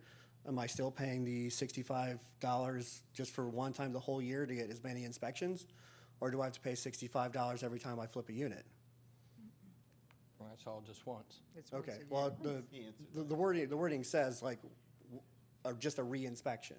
It doesn't say multiple re-inspections, so I was taking it as you only get one re-inspection. So that was one of the questions I had. But again, I'm held to HUD standards, which, this list I see all the time. But again, who's going to reimburse me for all the money we're losing waiting for an inspector to show up if we can't have enough inspectors to do all the units from the units that you said that we have? Do we have an answer on how long I have to wait for an inspector to come out? Because I'm supposed to have a 5-day turnaround on my units.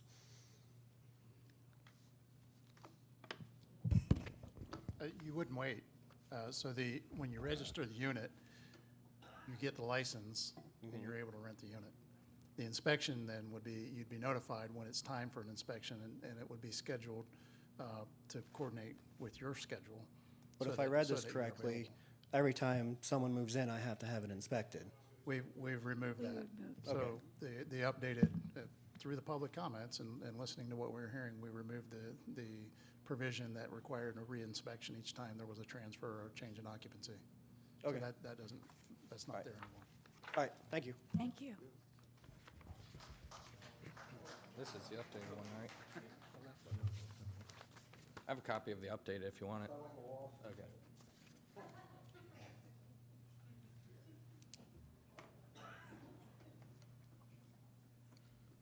Hello, Chet Osborne, 406 Stonna Street. I don't agree with any of this. None of you guys own properties. None of you guys deal with renters. Okay, I do. You do. How many do you have? Just one. Just one. Okay, times that by 10 or 15, 20. Okay, I was just kind of looking over this thing. It says windows. Okay, just for example, say an average house has 20 windows. Okay, nowadays it's $500 a window. Okay, that's $10,000. Okay. Do you have $10,000 extra income come off that one property to pay for it? No, you Depends how don't. you manage it, yeah. Huh? Depends how you manage it. Okay, I can tell you, you probably don't, unless you paid the cash for the house to begin with, okay? You times that by 20, 30, 40, 50 houses, and I'll tell you, your code enforcement officers, they don't know their butt from a hole in the ground. I'll tell you that because I've dealt with them. They got me for chipping paint. Here I caulked cracks in the house. They said it was chipping paint. That's ridiculous. They cited me for a fence that don't even belong to me because it was a neighbor's fence and it goes clear around their property, which any common sense person could have seen this. And then you guys are saying, oh, they're going to inspect. Are they licensed inspectors? No, they're not. I don't agree with it at all. I think you guys are just going to go after money, and you could care less about the citizens because you're going to make a lot of homeless people. Thank you.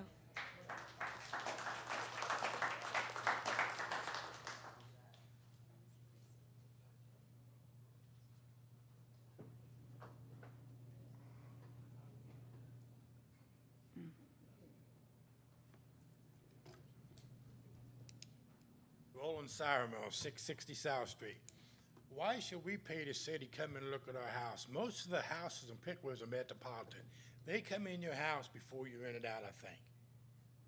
So why do we gotta pay the city? It ain't nobody's business in the city who I rent to or when they move in or move out. When they go metropolitan, they come inspect your house, make sure it's all right. So why should we do it twice?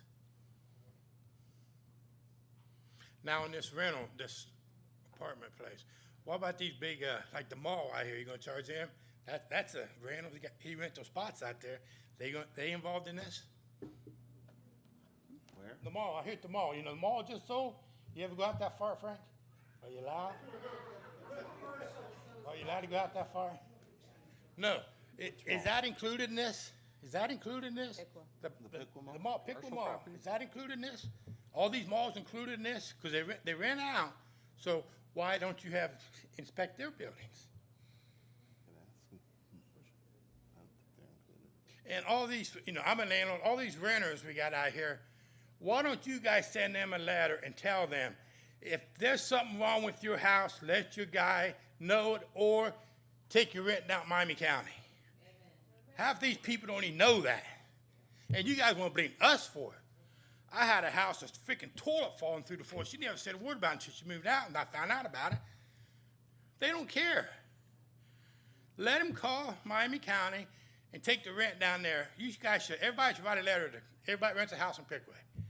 Here's your guys' rights. They got more than we do, but I understand that. But it's just, this town is going apart fast.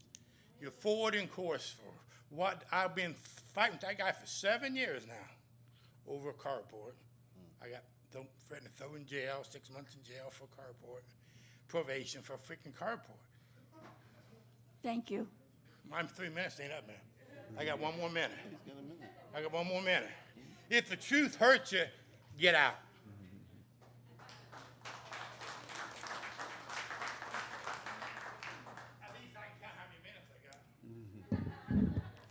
Hi, I'm Valerie Mullick, and I'm the Director of Operation Veteran and Caregiver Support.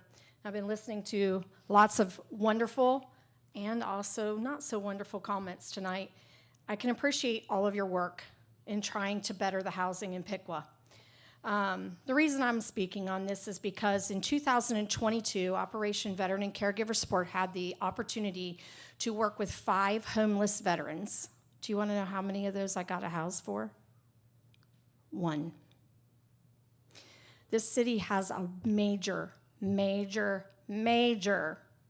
housing shortage, and we're tearing them down. I was like, how many houses have you guys torn down in the last 3 weeks? I am just floored at the number of houses being torn down. We have a shortage of housing in the entire Miami Valley, not just in Piqua, but the entire Miami Valley. Trying to find housing for a veteran is very difficult. Trying to find housing for a disabled veteran that is handicap accessible is impossible. The housing that is accessible in this town consists of a handful of locations. I appreciate the Wood Street Apartments because it was accessible right from the get-go and gone that quick. The Piqua Village, same way. Bent Tree has a few apartments that are accessible. I don't consider Colonial Terrace accessible at all. I had a veteran that lived there that had to go in and out of a sliding door that didn't lock. You guys should have been enforcing that property a long time ago. And I understand the property owner is now making some improvements, which is fantastic. As you focus on whatever your decision is on your code enforcement, I cannot encourage you enough to look at the handicap accessibility in this community, not just the housing, but everything, commercial property, parks, everything. Public access is a problem in this town, and housing is a problem in this town. I sent 4 veterans to a shelter. Do you know how veterans deal with shelters when they have come back from combat? They don't deal with it well. So I cannot do anything more than implore that you people please look at what you're doing. You already have code enforcement through the HUD program, the Section 8 program, the federal government, the state government already in place. You have a guideline to already follow, and you do have code enforcement already in place. Why have you not been following it? And this isn't the first time that I've come to this council regarding accessibility in this community. Every one of you at some point in life is going to have an accessibility challenge, I guarantee it. If you live long enough, you get old enough, you're going to have a problem with mobility. Crossing 36 to get to the bar over here, or Lock 9, is not the smartest thing to do in a wheelchair. I have had dozens of veterans and their families communicate with me regarding that. We have a housing issue. We have an accessibility issue. You already have codes in place. Please just use them, okay? Listen to your community. These people, they care. They care. Thank you. Thank you.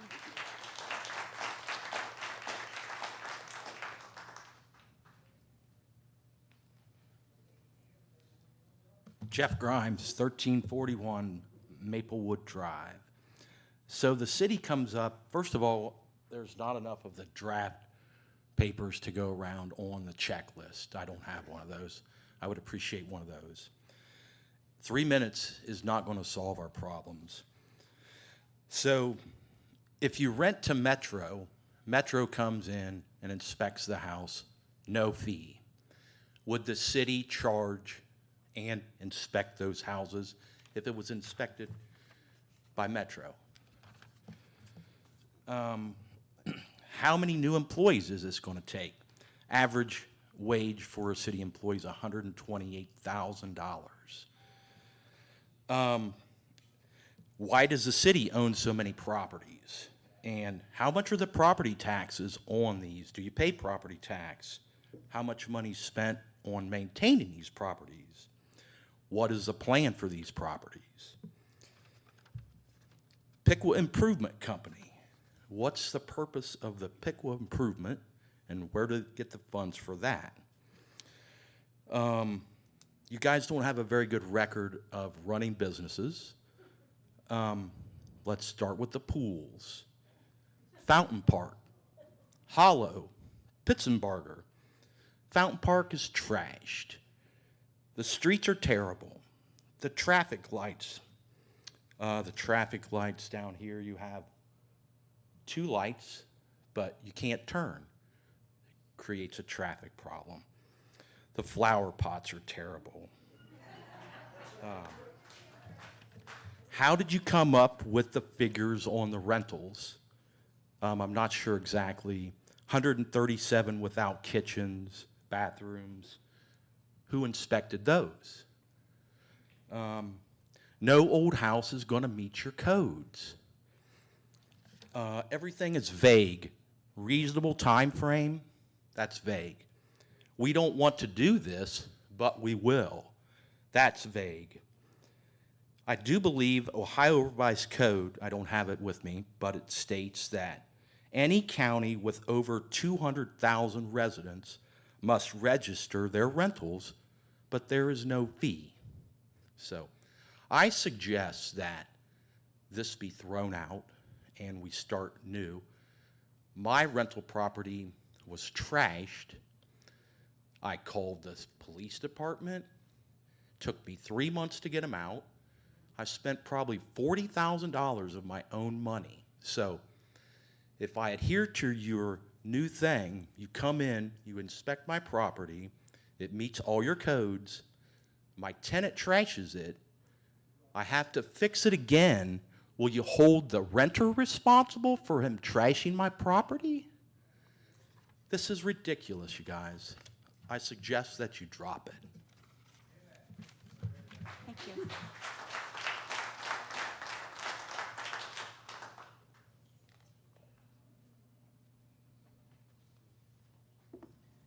Terry Stivers, 1121 West Water. I've heard a lot of comments tonight, but you know what I haven't heard? I haven't heard one person walk up here and tell you what a great idea this is. Not yet. The application fee is $65, correct? Oh, 75. Oh, it's going up. No. It's 65. 65. It's 65. And the 65 covers the inspection fee. It also says here that it covers abatement. And your average home age is 65 years old, which means you're going to have to worry about lead abatement, asbestos abatement. I have a background in commercial construction, and the best thing you can do for lead and asbestos is to encapsulate it. You begin moving those materials around, and you create opportunity to introduce that into the human body. If you take lead paint and you scrape off what's loose and then you encapsulate it with new paint that will hold it on and adhere it, you've removed the risk or at least mitigated the risk. Same thing with your asbestos. Asbestos can remain airborne, one particle in the air for over 3 days with no wind. You start moving asbestos around and abating this stuff, you're going to create a health risk that is much greater than leaving it there. And I want to know how, with the inspection fee at $65 per house, you're going to pay for abatement. I want to know how that's going to pay for that. That's astounding to me that that's even being suggested. Additionally, you say we have a 24-hour notice that you will give a minimum of a 24-hour notice to the landlord. By law, the landlord has to notify a tenant 24 hours before entry into the property. You're notifying us. We don't live there. We have tenants that live there that need to be notified. That's an invasion of privacy. That's against the law. Second of all, you said that if the owner or operator demands a search warrant, the code official may enter the property between the hours of 8 a.m. and 5 p.m. Monday through Friday without notification to the owner or operator. What about the tenant? What about the tenant that's at work and you're just invading their home? I have no knowledge. You're entering their home, and who's telling them? And then you have the well brought up point about people who may have PTSD, and you're just going to come walking on in? I haven't heard anybody say it's a good idea, and I'm with the crowd. I think it's a terrible idea. Thank you.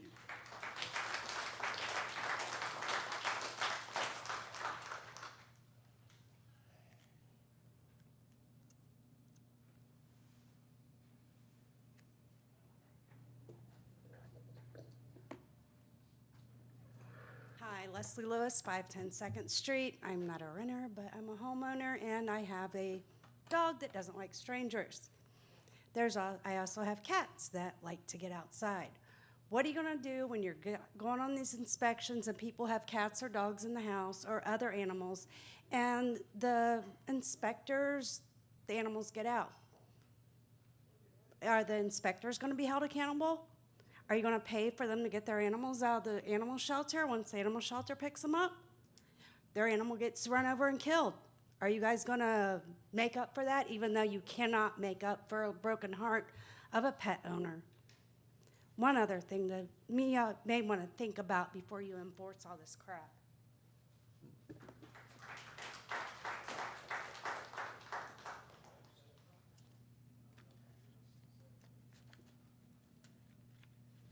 Joshua Blackshire, 1301 Spruce Street in Troy. I just wanted to touch base on, there was the comment made about the flag that's behind you and how, everything's kind of turned into a lawyer's game. And he brought forth, the mention of the Fourth Amendment, but I wanted to read this to you. It not everybody here is actually really all that familiar with the Constitution. So the right of the people to be secure in their persons, houses, papers, and effects against unreasonable searches and seizures shall not be violated, and no warrant shall issue, but upon probable cause supported by oath or affirmation, and particularly describing the place to be searched and the persons or things to be seized. Now, without getting into the lawyer games and the case law and everything else, I just want to ask you all, what do you feel like that means? And you don't have to answer it. This is just a rhetorical question here, but I feel like the meaning is pretty obvious. That's all I've got to say. Thank you. Thank you. Article 1, Section 8 of the Constitution.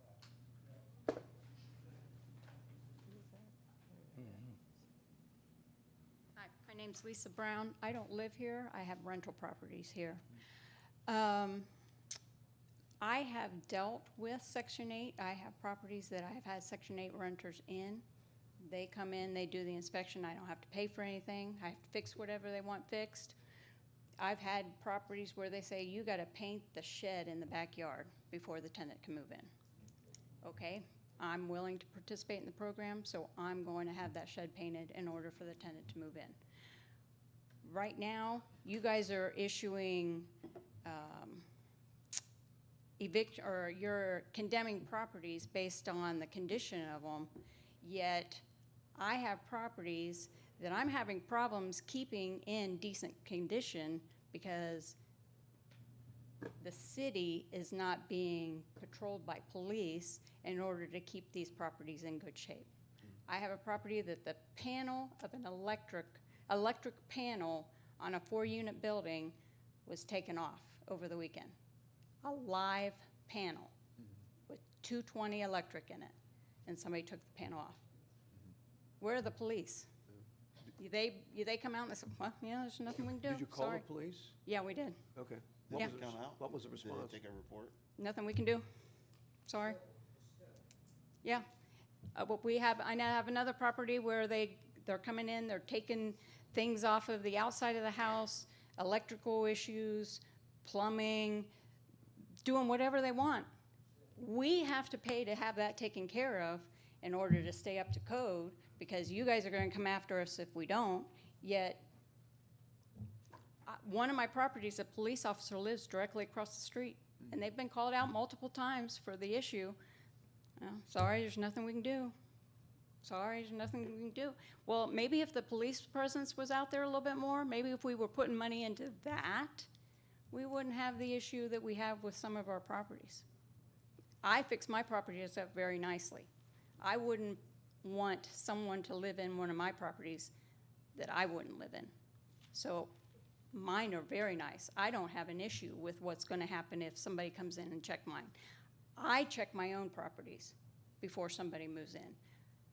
I'd have my tenant check it before they move in and tell me if there's anything they have issues with. I don't think you guys should be coming in telling me what I have to do.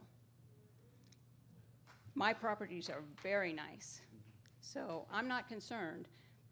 I don't think I should have to pay for you guys to come in and say, oh, that light switch is cracked. You're gonna have that fixed. It's not your place. But let's put money into where we could do some good.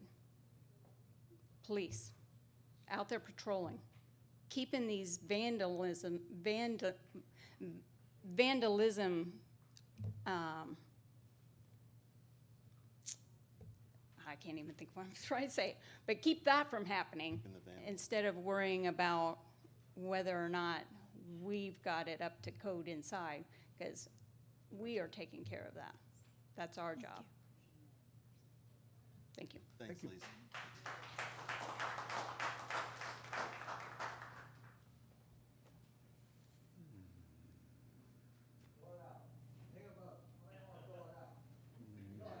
Hey, Chuck, this is a business meeting. Put your hand down. Thank you. All right, thank you. Good evening, Jonathan Wessel, 1820 Eagles Lake. I think one of the reasons why you hear some of these comments is because there's a general belief that the 5 of you have made up your mind. And you could give us 1 minute, you could give us 10 minutes, There could be a line to the county line. We could be here till next Thursday, and you wouldn't change your mind. I think that's part of the frustration that we have here, right? So the org chart, right, that lists the citizens at the top, there's a general belief that you guys don't believe that. So just want to say that first. Next thing, there were some numbers that were given out in the staff presentation, so I appreciate those.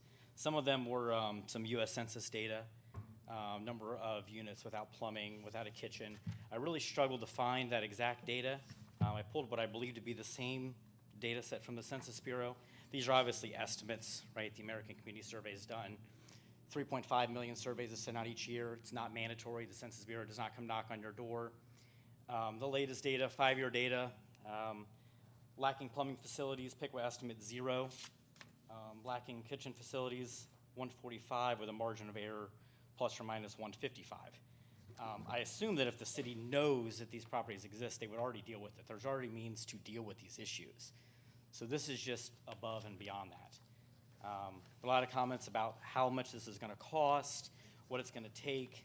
The staff report has some numbers. The arithmetic doesn't add up. 4308 times 65 does not equal 281,200. 281,200 minus 281,200 does not equal 2,951.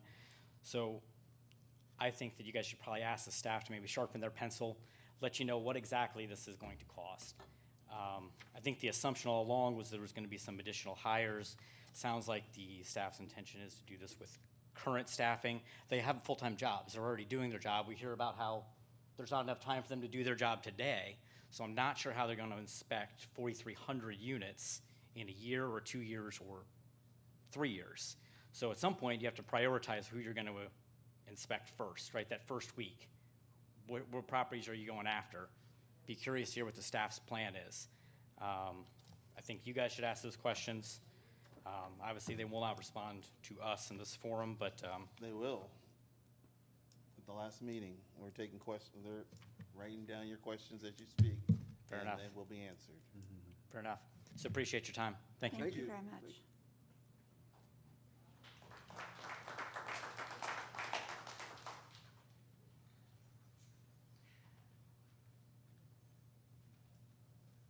Hi, my name is Tanya Blair. I've been here before.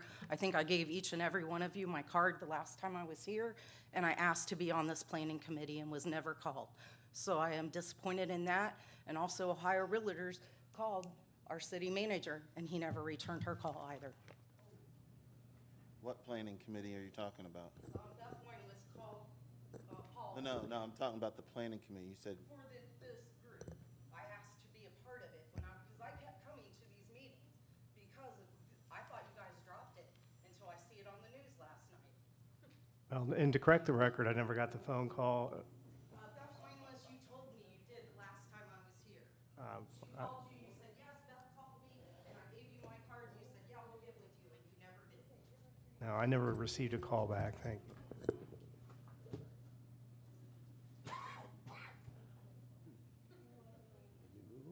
So the next reading for this particular ordinance,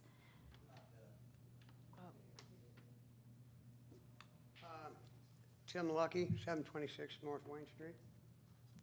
Good evening. As someone who is a renter, I'm somewhat concerned of the invasion of privacy that could occur to the renter and rentee. Now, Mr. Patrizio had expressed that due notice would be given to the property owner, which henceforth would be then given to the renter. Now, in Chapter 109.05 of the certification of the conditions, in Section E, it says that the code official is in an emergency situation has the right to enter a building or dwelling where reasonable grounds exist to believe that a condition hazardous to health or safety exists on the premises and requires immediate attention.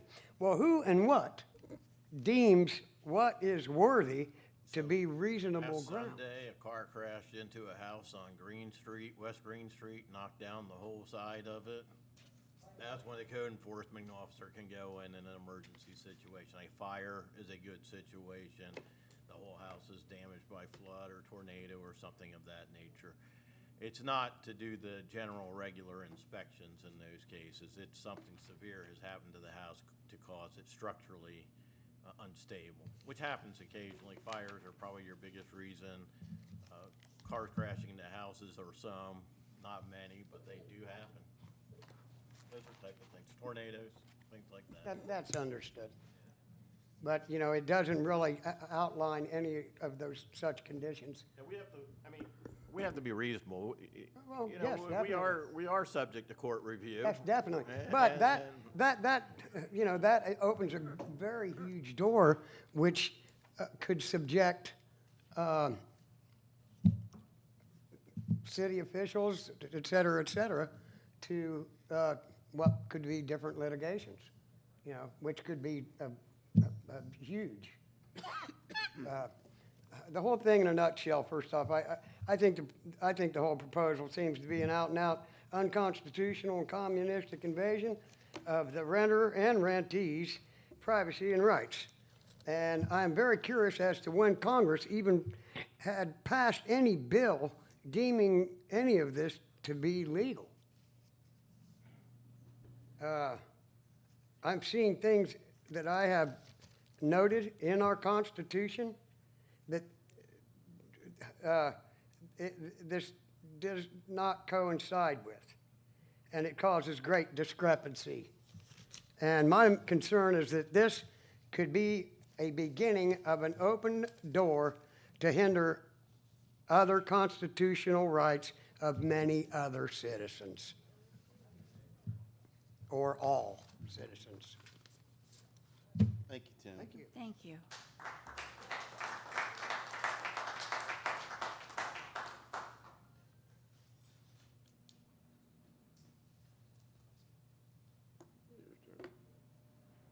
Darren Yinks, 604 West Green Street. I'd like to go back to the electrical and the utilities. I know you're saying that you changed the wording so that landlords don't have to be the grantor. And you're saying that any past utility bills up to the point of this program starting will not be responsible. But it does state that all utility bills has to be paid up at the time that you get your license renewed or the permit renewed. So you are holding. That provision there. I don't know if you have an older version or not, but there's a newer version. No, what you were just saying today, you were saying that you took that out. You took out the part where you don't have to pay it, but there's the wording in there that states all utilities have to be current when you go to get your permit. Show me where that is in the newer version.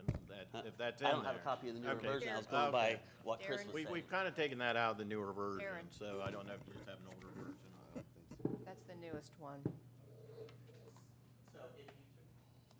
So if you turn it over to a collection agency, if you haven't collected it, the landlord or property owner is not going to be responsible for any utility bills Shouldn't be. at all. Is that That'd what? be my preference. Let's That's put our it that way. understanding, yes. That's my Okay. preference. I don't think you guys are responsible for that. And I think we should be collecting it. I agree. I mean, I don't think we should be responsible for it either. Yeah. But it made it kind of sound like, and maybe I misunderstood him, that it would have to be paid up. There can't be any outstanding I at hear the what time you're when you're saying. doing your permit. That's My- a good question. Yeah, and my understanding from the meeting that they had with the planning commission's recommendation was just what we're talking about. And so Okay. that is why it was changed.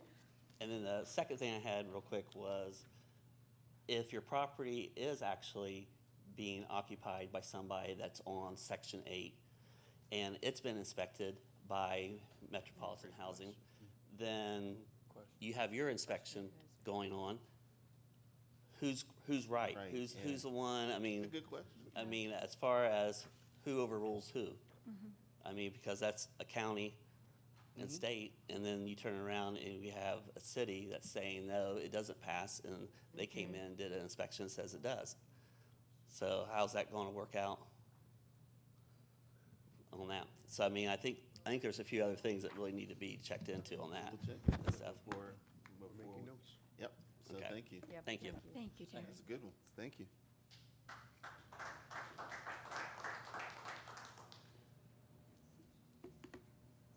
Jim Myers, 3580 West Sickler Road. I can't add a whole lot to what's already been said. I'm glad you're all looking at what was originally proposed, because that was ridiculous. We've already got so many overlaps of inspection, being metro programs, being neighbors, being insurance companies. We don't need another layer of stuff and costs. This entire society, what is it now? $30 trillion in the hole? We need to learn to live on a budget and within our means and solving problems in a sensible manner. I'm not going to read this to you. Father's Day this weekend. My daughter sent me, all my kids sent me stuff. This one really got to me, might choke up. But she thanked me. She's on law enforcement out on the West Coast. I took her to get college, all that stuff. She fell asleep at the wheel coming back to Piqua. I woke up enough to wake her up. We could have got killed. At any rate, we didn't. Everything's fine. Good. She thanked me for all my advice. I basically took all my kids and let them make their own decisions. I wasn't afraid to criticize, and they criticized me. That's good. And we worked things out, and everything's fine. But I really think we need to look everything over that we've got to this point and do something sensible that's not going to put more people out on the street. When I graduated, I wouldn't believe what I'm seeing to this day. I didn't even know a homeless person when I graduated, but I sure do now. Yeah. In my own family, I've literally got millionaires and I got people out in the street, friends and family. And we don't need to put more stress on people. You can look at the statistics, suicide rates, everything, stress related. This is adding more stress. We need to work with people. Thank you. Thank you. Thank you. Thank you. Very good.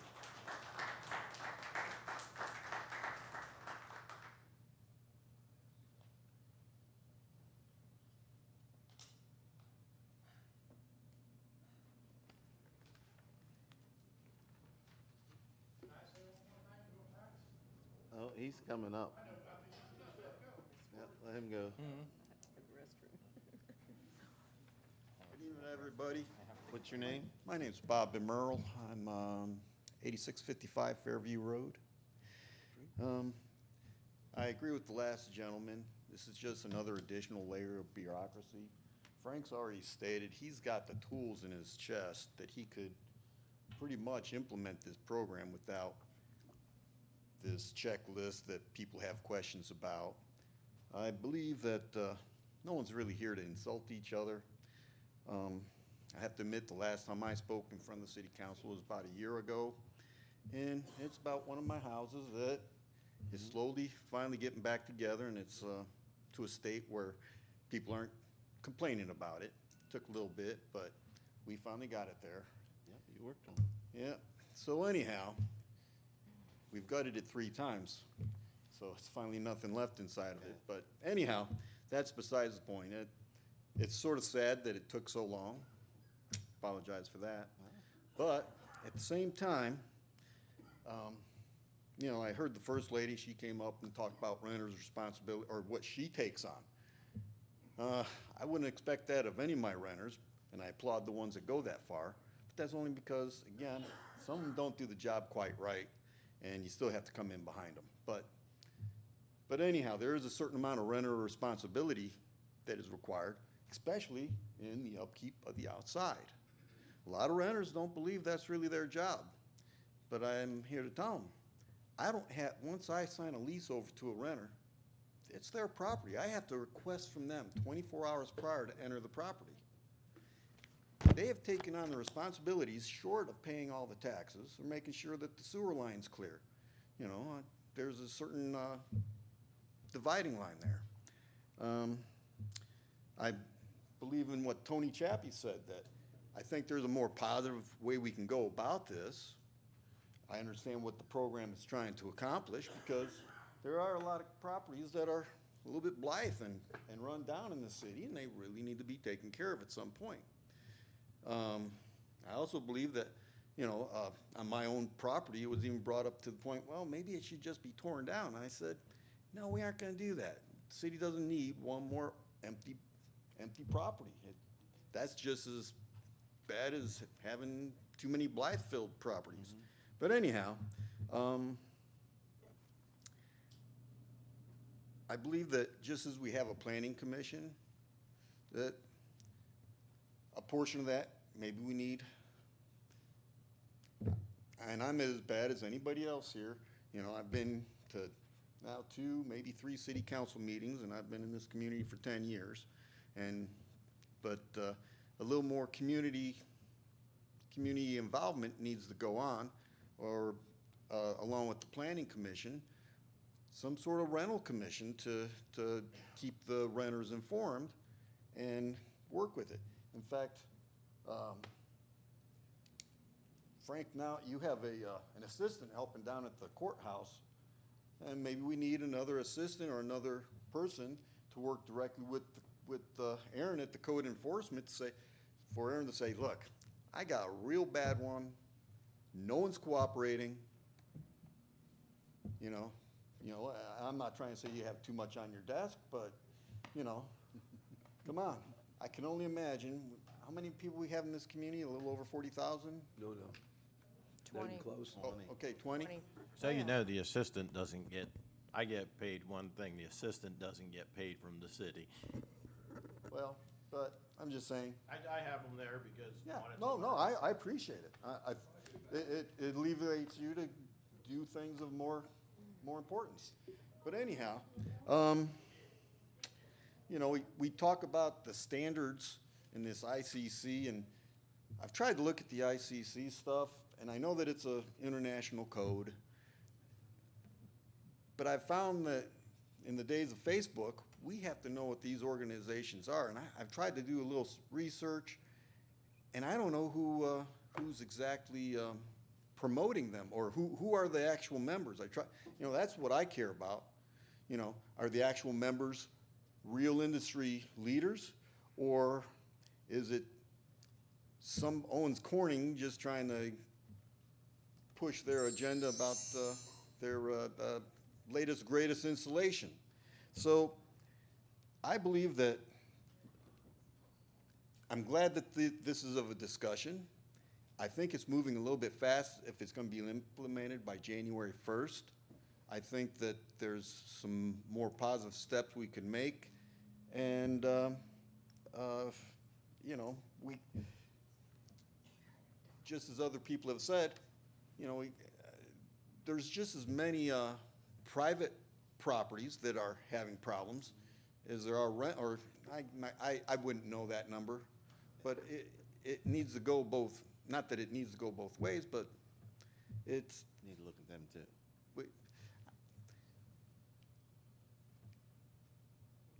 I have a property on High Street, and one of my renters, they had a problem with the renters next door. And they made many complaints, and the complaints weren't exactly addressed. They're getting addressed now because of. Yeah, all right. Well, anyhow, I think there's a more positive way we can go about this. I think we need a little bit more time to set up a program that, you know, both everyone here and everybody here can smile about, instead of trying to jam knives in each other's back. Thank you. Thank you very much. Appreciate your suggestion.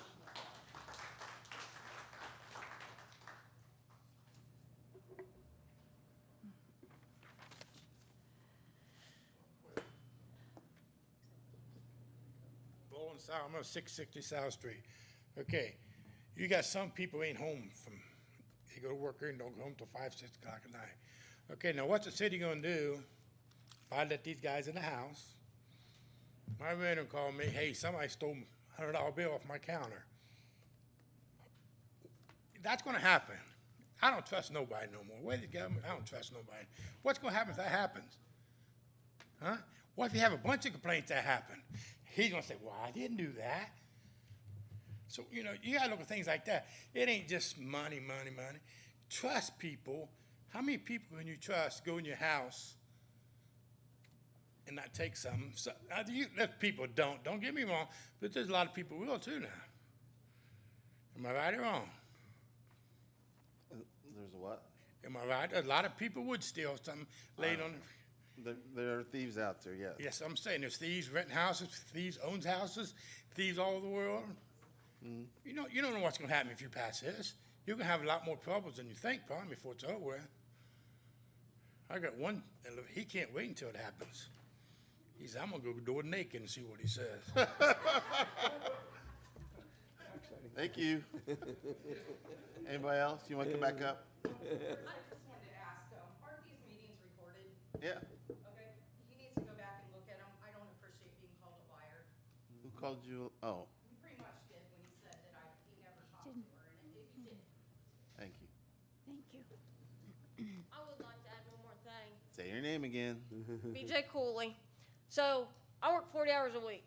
My check, roughly, on a 40-hour-week check is $500. Rent nowadays is what, over $1,000? Yeah. So you're charging me $1,000. Now I have a dog, so I'm paying an extra fee for a dog because most landlords don't want pets.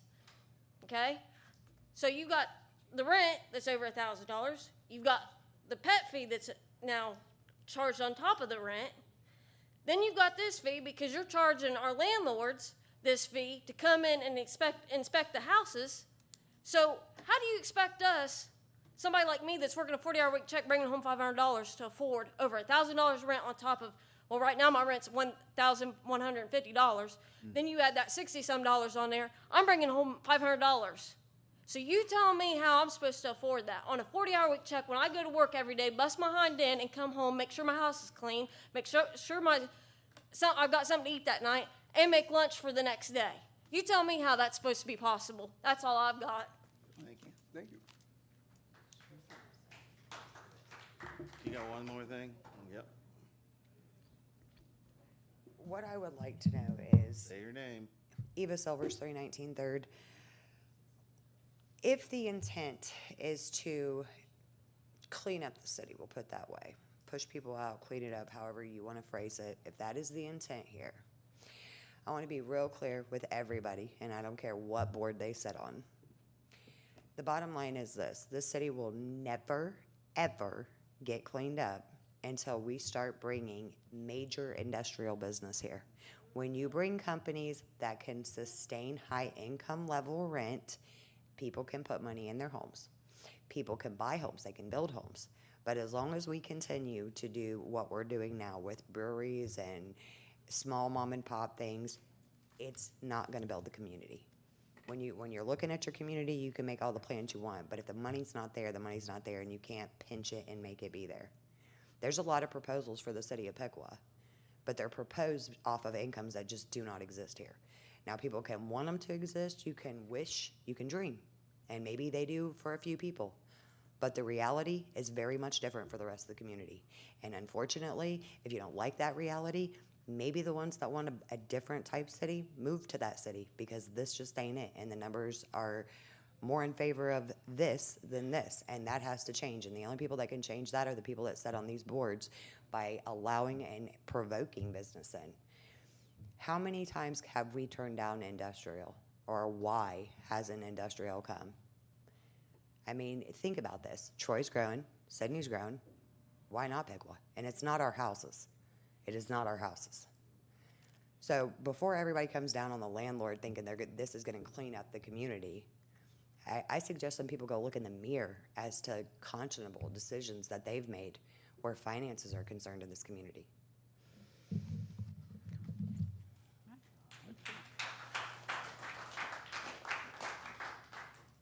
Mayor Pearson, I'm not sure is there anybody else that wants to speak? I don't want to jump in here. I would like a few minutes of a break, so if we need to possibly use the ladies' room or anything like that, I would like that. But I want to make sure, and I know they did it in the Planning Commission meeting, and I do apologize, but I want to make sure everybody has had a chance to speak before we do that. Because it is important. I mean, this is an important thing to speak to.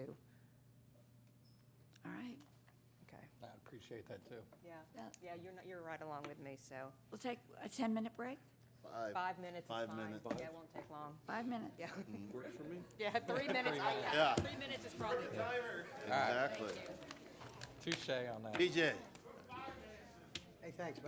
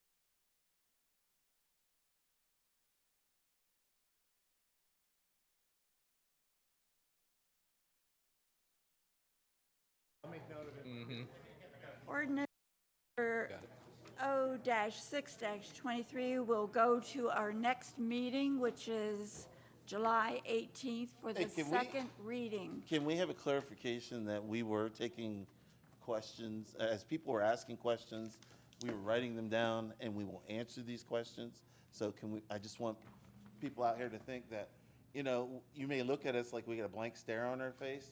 We're listening to what you have to say. Your input is very important, and we will answer every question. And some of the questions I didn't have answers to, I'm gonna get some answers to. Because everything you guys asked, they're gonna have to come up with answers for, okay? So I just wanna make you aware of that. So no one's made up their mind. We're taking input in. Yes, sir. When do we get those answers? Before the third meeting. No. This is the next one's the second one. This isn't the first.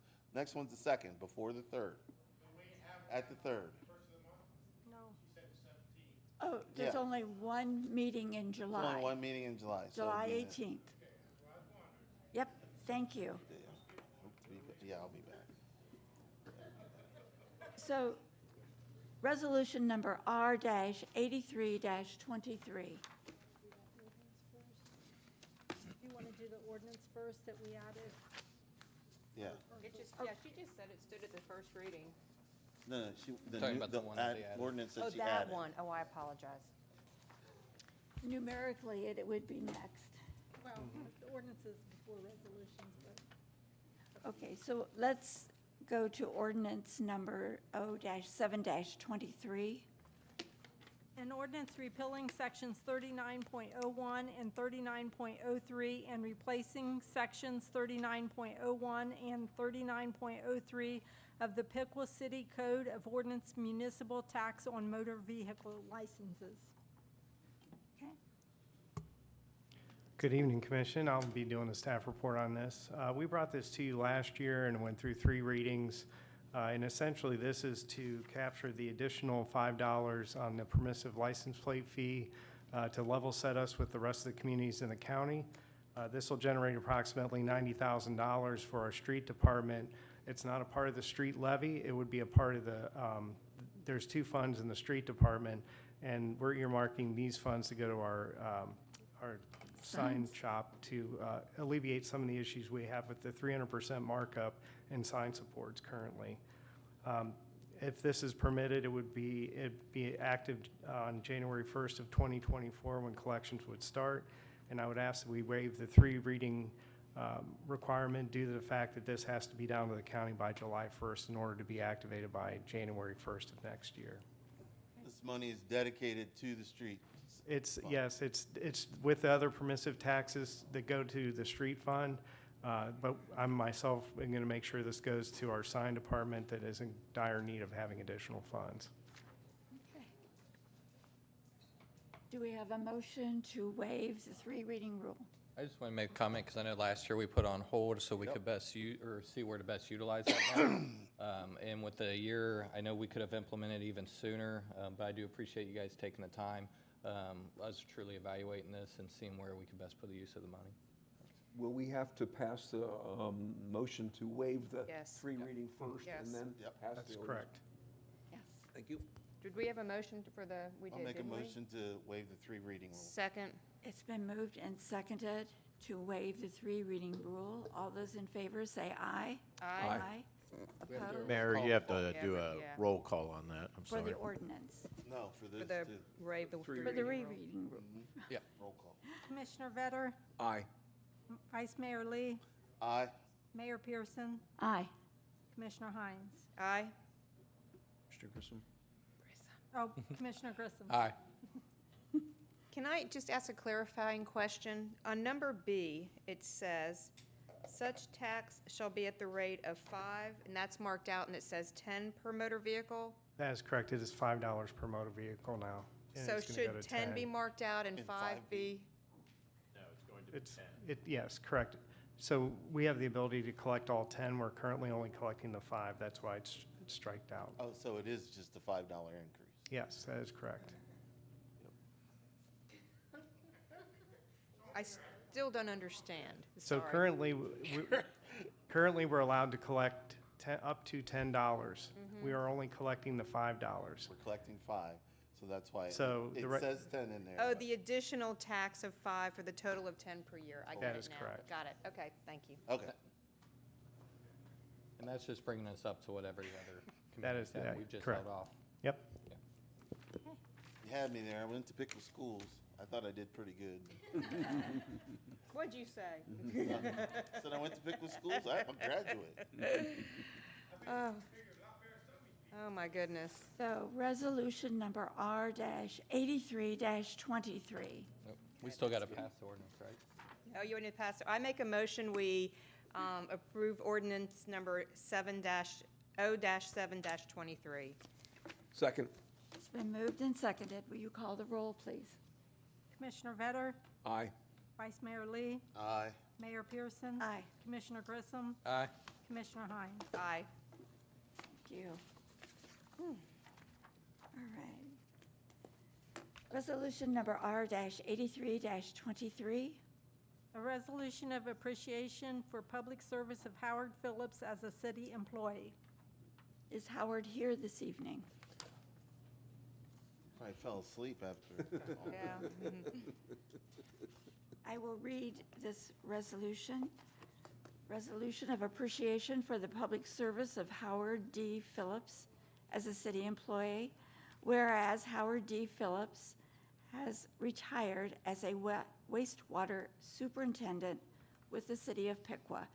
And whereas his retirement follows 20 years of faithful and dedicated service to the city and its citizens, now therefore be it resolved by the Commission of the City of Piqua, Miami County, Ohio, all members elected there to concurring that in recognition and appreciation of the public service of Howard D. Phillips with the City of Piqua, this commission tenders its unanimous and respectful tribute by this resolution, which shall be a matter of public and permanent record.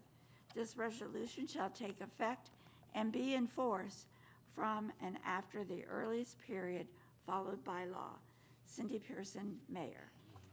Congratulations All right, Howard. to Howard.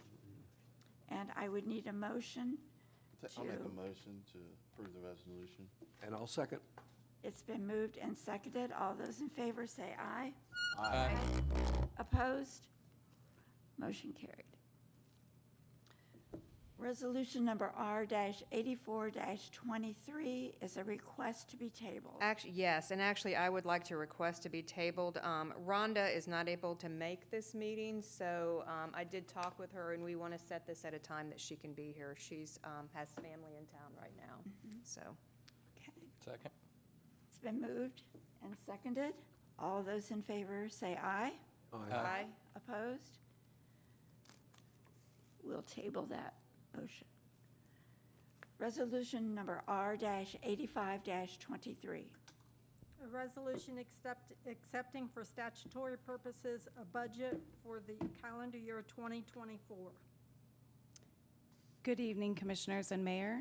The state requires the city to pass a tax budget by beginning of July through Miami County. This is simply a statutory preliminary 2024 projected budget used by the county for state filing purposes. Our normal 2024 budget process will begin approximately within the next month or two to get and dive down deep into the real actual numbers appropriated for 2024. This was prepared from input from city departments, administrative staff, and our finance department, and it is projected at $114.9 million. That is an increase of $0.6 million more than the latest 2023 estimates. You can view any and all information that is included in your packet. Again, this is a statutory preliminary 2024 budget for the county purpose. Thank you. Are there any questions or comments from commissioners? Are there any questions or comments from our citizens?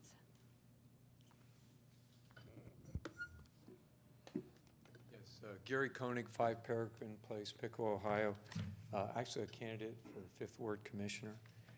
In looking over the budget, I just understood here it's preliminary, but I noted that there doesn't appear to be what I would call standards or goals for the different areas. And the general fund, it's significantly lower than the enterprise fund. I saw that. And yet the enterprise fund is supposedly only not be excessive, in the words of Frank Patrizio.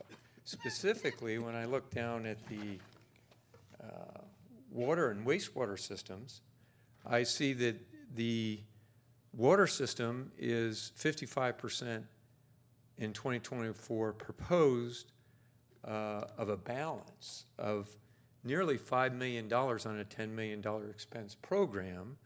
And when I look at the wastewater system, I see a $12 million balance on a $7 million program. At a high level, that tells me you could run the program with no fees for over a year. I mean, that seems excessive. So what are the standards here for your budgeting? Now, maybe there's some capital projects in there or something. Really, you should put a little footnote if that's the case. If not, you know, you've got about $16 million in surplus that in enterprise funds, which should be solely for this purpose and shouldn't be moved around. I think it's excessive and something you may want to look at. We have to look at it. And I would tell you that the electric system, as we attend electric utility meetings, has a criteria for what constitutes acceptable balance. I noticed the electrical system seems fair. Their balance seems more than adequate and seems within a variance of 5 or 10%. Whereas the water and wastewater system, you know, you're looking at 170%. I mean, seriously. Yeah. And again, the question is, do we have those kind of criteria that help us understand what is an acceptable level and what may be an excessive level or inferior level? And I think Right, it's a and common. water, there's a shortage of water right now. People are using more water.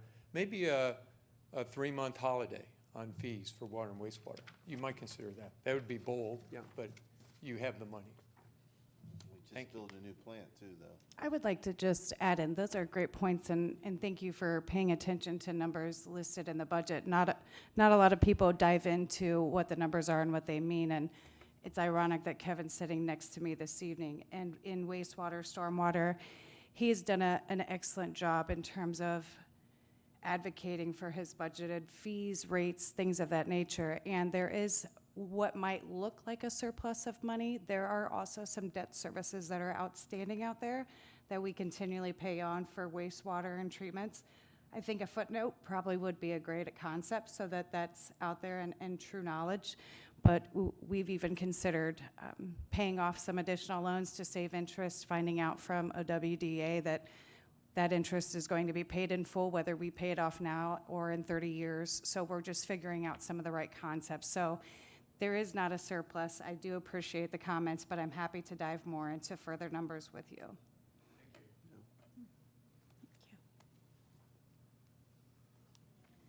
Any other comments? I would entertain a motion at this time. So moved. Second. It's been moved and seconded. All of those in favor, say aye. Aye. Aye. Opposed? Motion carried. Resolution number R-86-23.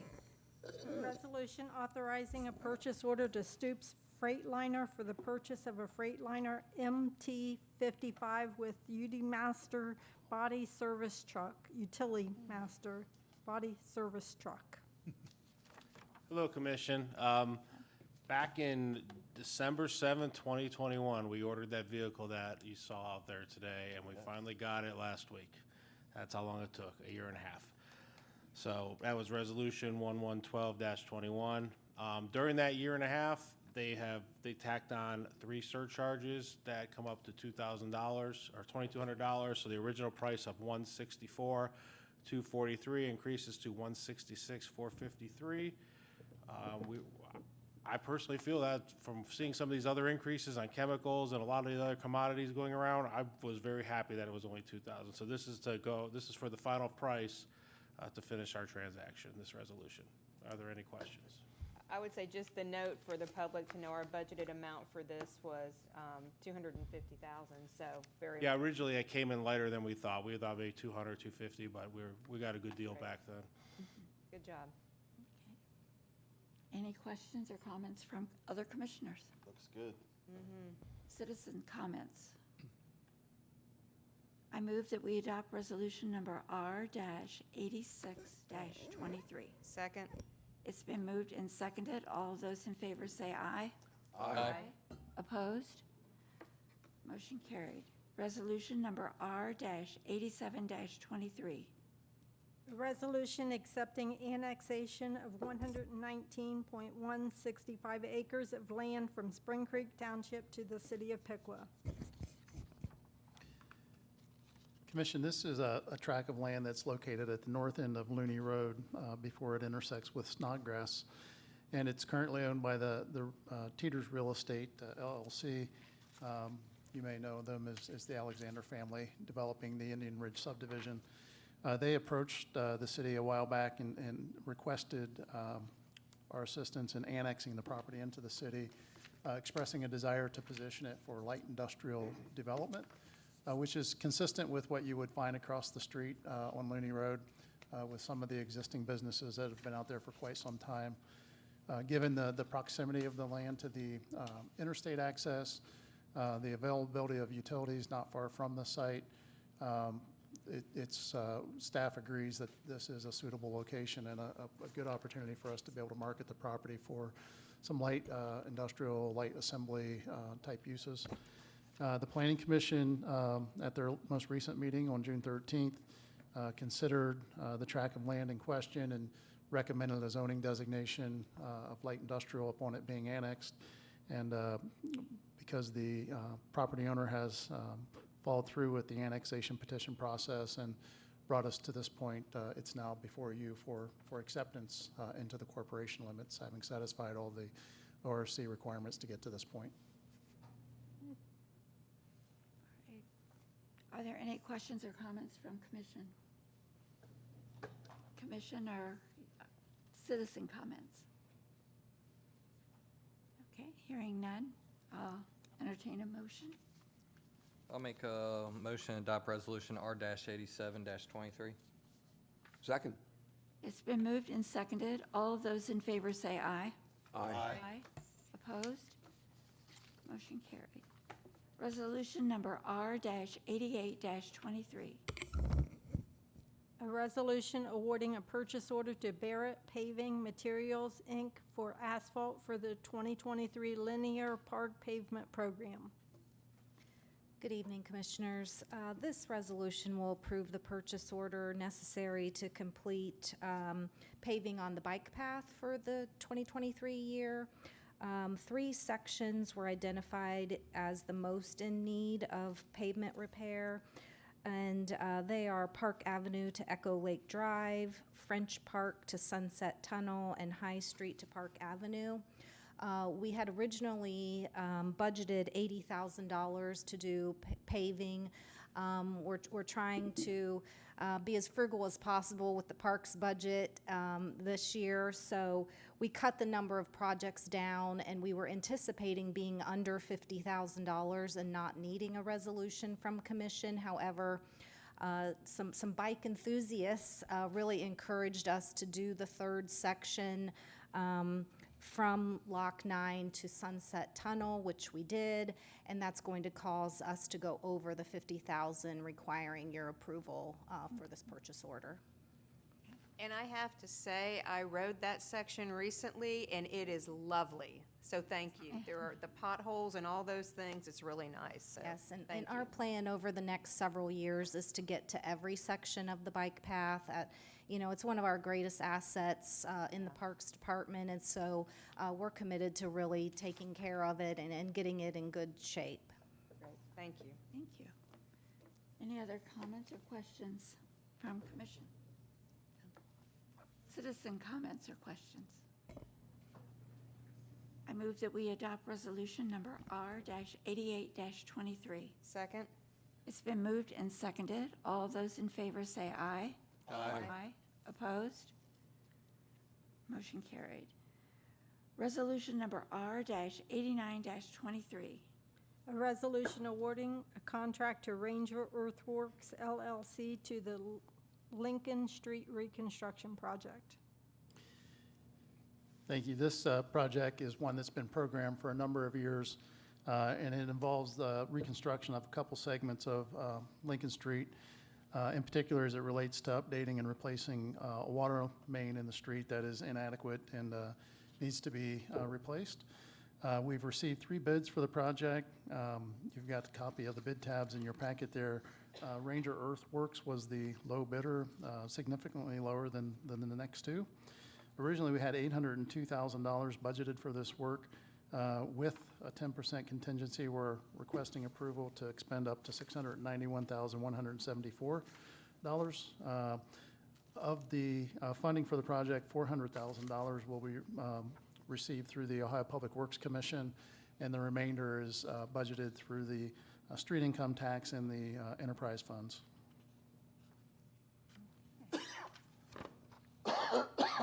The contractors indicated they're ready to get to work as soon as we can issue the contract. I don't have that in my packet. Questions? Are there any questions or comments from commission? Yeah, it's not showing on mine. Are there any questions or comments from citizens?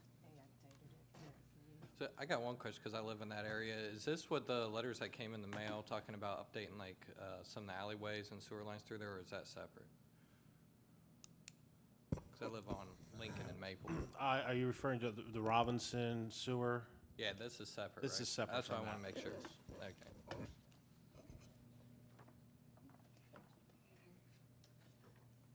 Is there a motion to adopt this resolution? Make a motion to adopt the resolution. Okay. Is there a Second. second? It's been moved and seconded. All those in favor say aye. Aye. Opposed? Motion carried. It's time for public comment.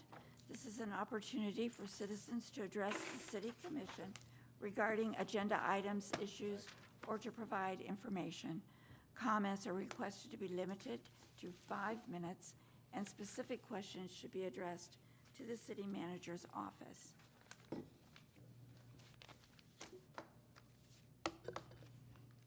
Good evening, Ian. Jonathan Wessel, 1820 Eagles Lake Drive. Tonight, you guys just took some action to extract $5 more from our pocket for every vehicle in the city. When was that added to the agenda? We just added it tonight. It was added on the floor this There was evening. no public notice given that that would be on the agenda tonight? No, they did it on the floor, which is acceptable. So there was, just clarifying, so there was no public notice. Then you waived the 3 reading rule for something that has been under consideration for 1 year. You waited until it was an emergency. So you created the emergency. No, that's not at all factually correct. It was noted that it was supposed to be done in time to have the 3 readings, and it didn't happen. We could have had a reading tonight and then a reading in 2 weeks. No, it has to be in July 1st. So this is the only meeting between now and July 1st. So you waited till the last minute. I did. Okay, I'm not gonna. So the staff waited for the last minute. 1 year, they thought about it, wait till the last minute. It's a common thing. I think you guys waive the 3 reading rule way too often. It's not necessary. Other than that, appreciate the professionalism of the staff tonight. I know it was a hostile crowd, so do appreciate that. Hopefully everybody gets home. And You were very I was not. I appreciate it. I do. Thank you very much. But everybody's warmed up dinner in the microwave tonight, so appreciate it. Thank you, sir. And Commission, I would like to respond to that. And again, I'll take responsibility for that. Our intent was to get it on the agenda. It had been in our upcoming agenda items, and I didn't follow through to make sure it was done. And it's one of those things that fell through the gap with all the things going on. I'll take responsibility for that. In the future, we don't want to waive the rules. Thank you. You're not the only one too as well. I know it's something that we had discussed in the past, and we knew it was coming, and we should have brought it to light earlier. So it doesn't just fall on yourself, but I appreciate that. Thank you. Valerie Mulliken. I'm with Operation Veteran and Caregiver Support, which is proud to say we are a business here in the city of Piqua. We are actually renting space at the Riverside Place behind Wings and Rings. And we are open on Monday evenings from 5 to 8 p.m. And we are open on Thursday mornings from 10 to 1, where we are serving our veteran and military and National Guard community in ways we did not imagine. Your housing issue is just a little smidgen of a problem in this community. We have a food insecurities problem here. We have had a food pantry open actually since the end of February, last week of February, and we have served 37 families. 2 days a week since the end of February. That's a lot of people. I'm so grateful to have a community that has a problem of finding real estate to be able to have a rental place for a business. I want to tell you guys that while Piqua suffers in blight, as some people said tonight, when we were trying to locate an office space, we drove around the county. Our home is here in Piqua. That's where we launched. So we really were set on trying to find places here in Piqua. When it comes to storefront space, it is a premium in this county. I can find storefronts in Troy and Tip City and even in the outlying communities very, very easily.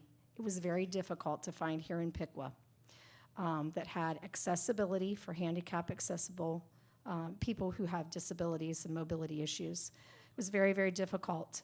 I'm so grateful to the new owners of the Riverside Place and the Piqua Center for their continued support. And if you've not engaged those people, I don't know how many of you guys have actually met the new owners, but I'm going to tell you, they have a vision and they are on a mission, and I'm quite impressed by what I've seen so far and experienced as a business owner here, as a nonprofit organization.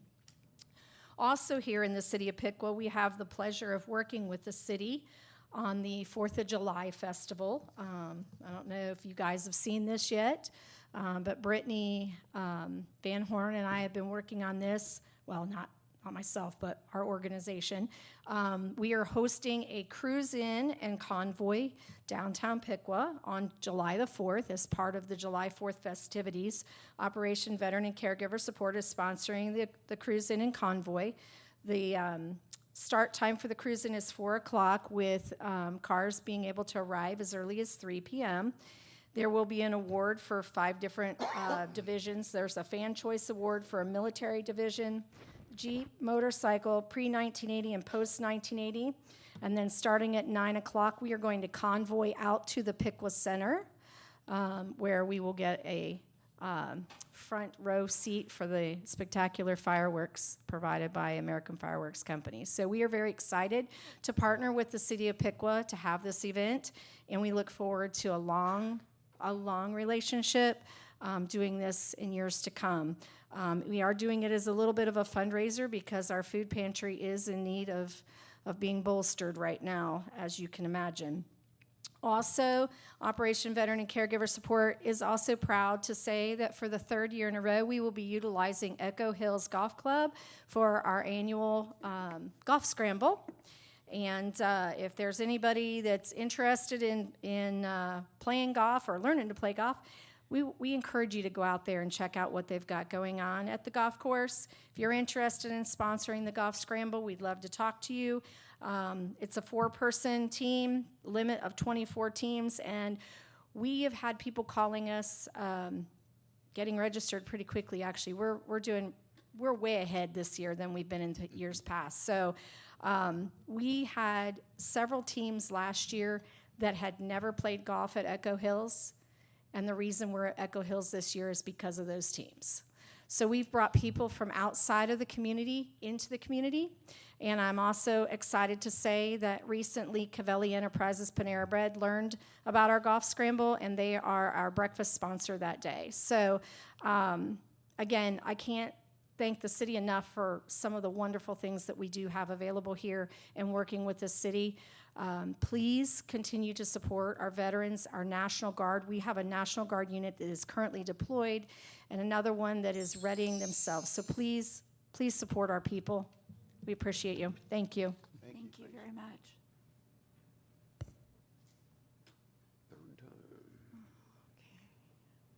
Roland Sourmo, 660 South Street. I don't know if I can, where I live at, down by the Shell station, we had that bad rain the other day. Every time we get a bad rain, we gotta make the sewers bigger up there or something. 'Cause man, it picked the street up there. It picked the street. I called the street department. It actually picked the street up and made a hole. They gotta make those sewers bigger around or something to carry that What's the exact water. location? Huh? The exact location? Corner Gordon and South. Gordon and South.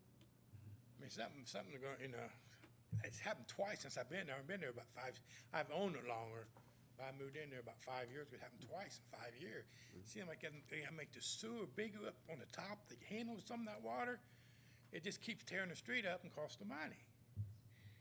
It's just. And that was the area that was replaced, what, 3 years ago? I think we thought it did a was.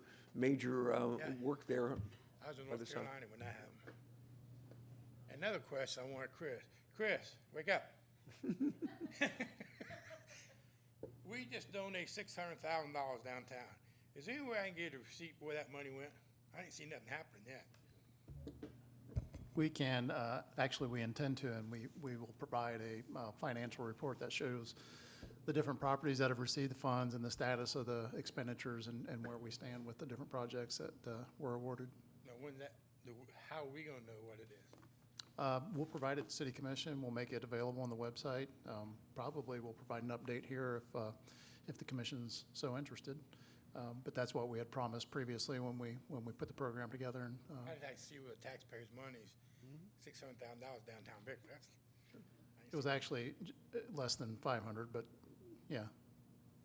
You're talking about the small business grant program. What's going on with the new bridge down there? It's on a stop delay.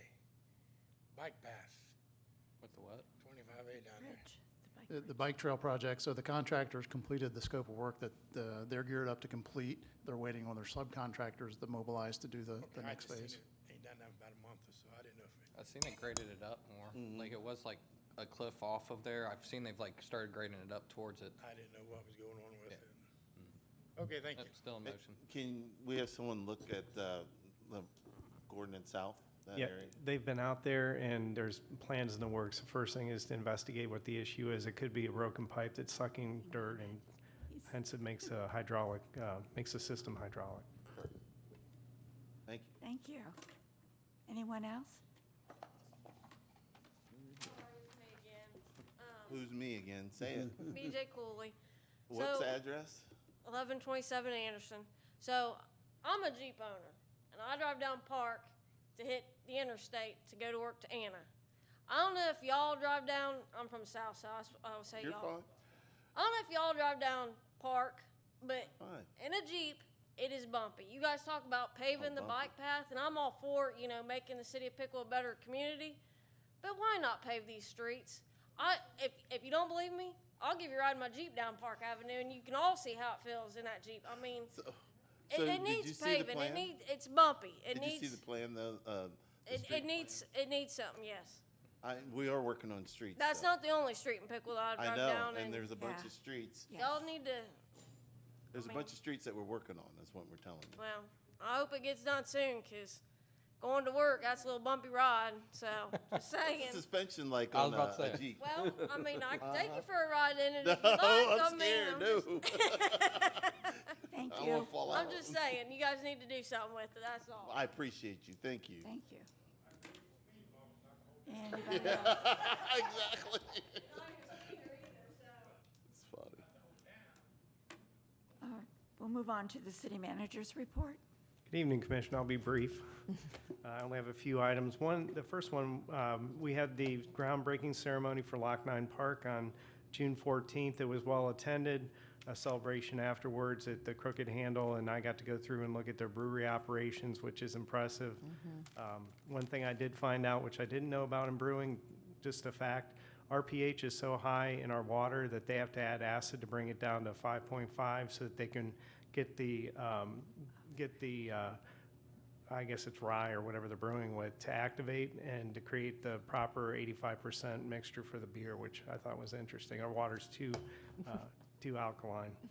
Along with that, tomorrow on June 21st, it'll be 186 years since Piqua launched the first canal boat, the Emigrant, and I just think that's really incredible, 186 years ago.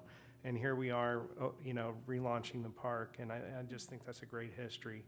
On June 17th, Rock Piqua was well attended. There was 140 cars at the car show. The bands all did a fantastic job. The patios were packed, and there was a lot of really good food to eat there. And lastly, I'll close with some bad news. YouTube went down this evening, and so we had some technical issues with live streaming, but it'll be posted tomorrow. They get it all recorded? Yeah, it's all getting recorded, and it'll be uploaded. I have a question. Have we looked at an implementation date for the spay and neuter project with cats with Montgomery County? Yeah, so they actually just, four kittens were just captured the other day, and they're in the program, and we're trying to do 4 to 6 a month, depending on their capacity. But it's underway. Thank you. All right. Commissioners' comment. Commissioner Hines? Thank you. One thing I realized, these were sitting in my box. I'm not exactly sure why, but this is the selected provisions for the City of Piqua Charter. So if anybody needs a copy of those, they're right here. But for some reason, I had quite a few copies in my box. Do want to say thank you to Howard Phillips and his many years as a city employee. We do have great staff here.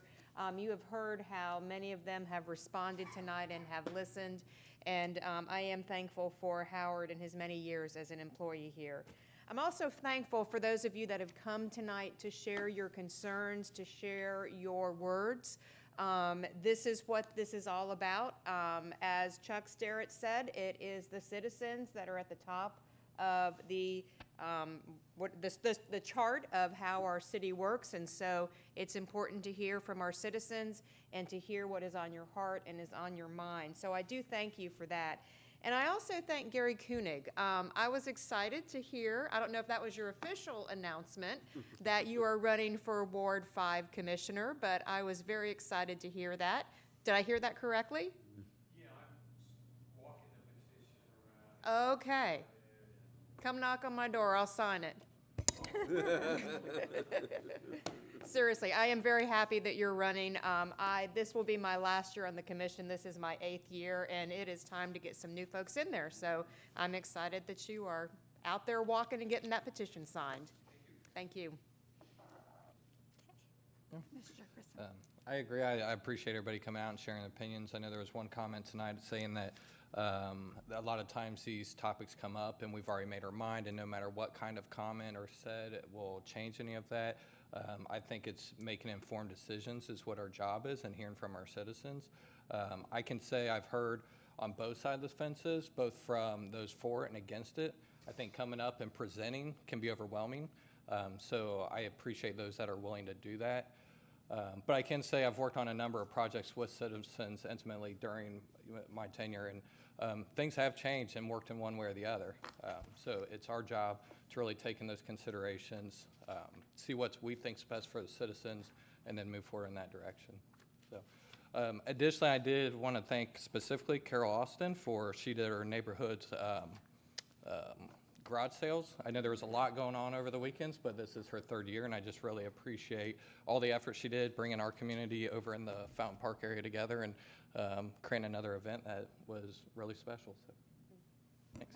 I'd say she was on charter review, and she was outstanding also. Yep. So she was a fun lady to have on there, and just really nice to have on there. And she cares, she does, and very community-oriented, and appreciate her efforts. Great. Vice Mayor Lee? Well, I appreciate everybody coming out and speaking.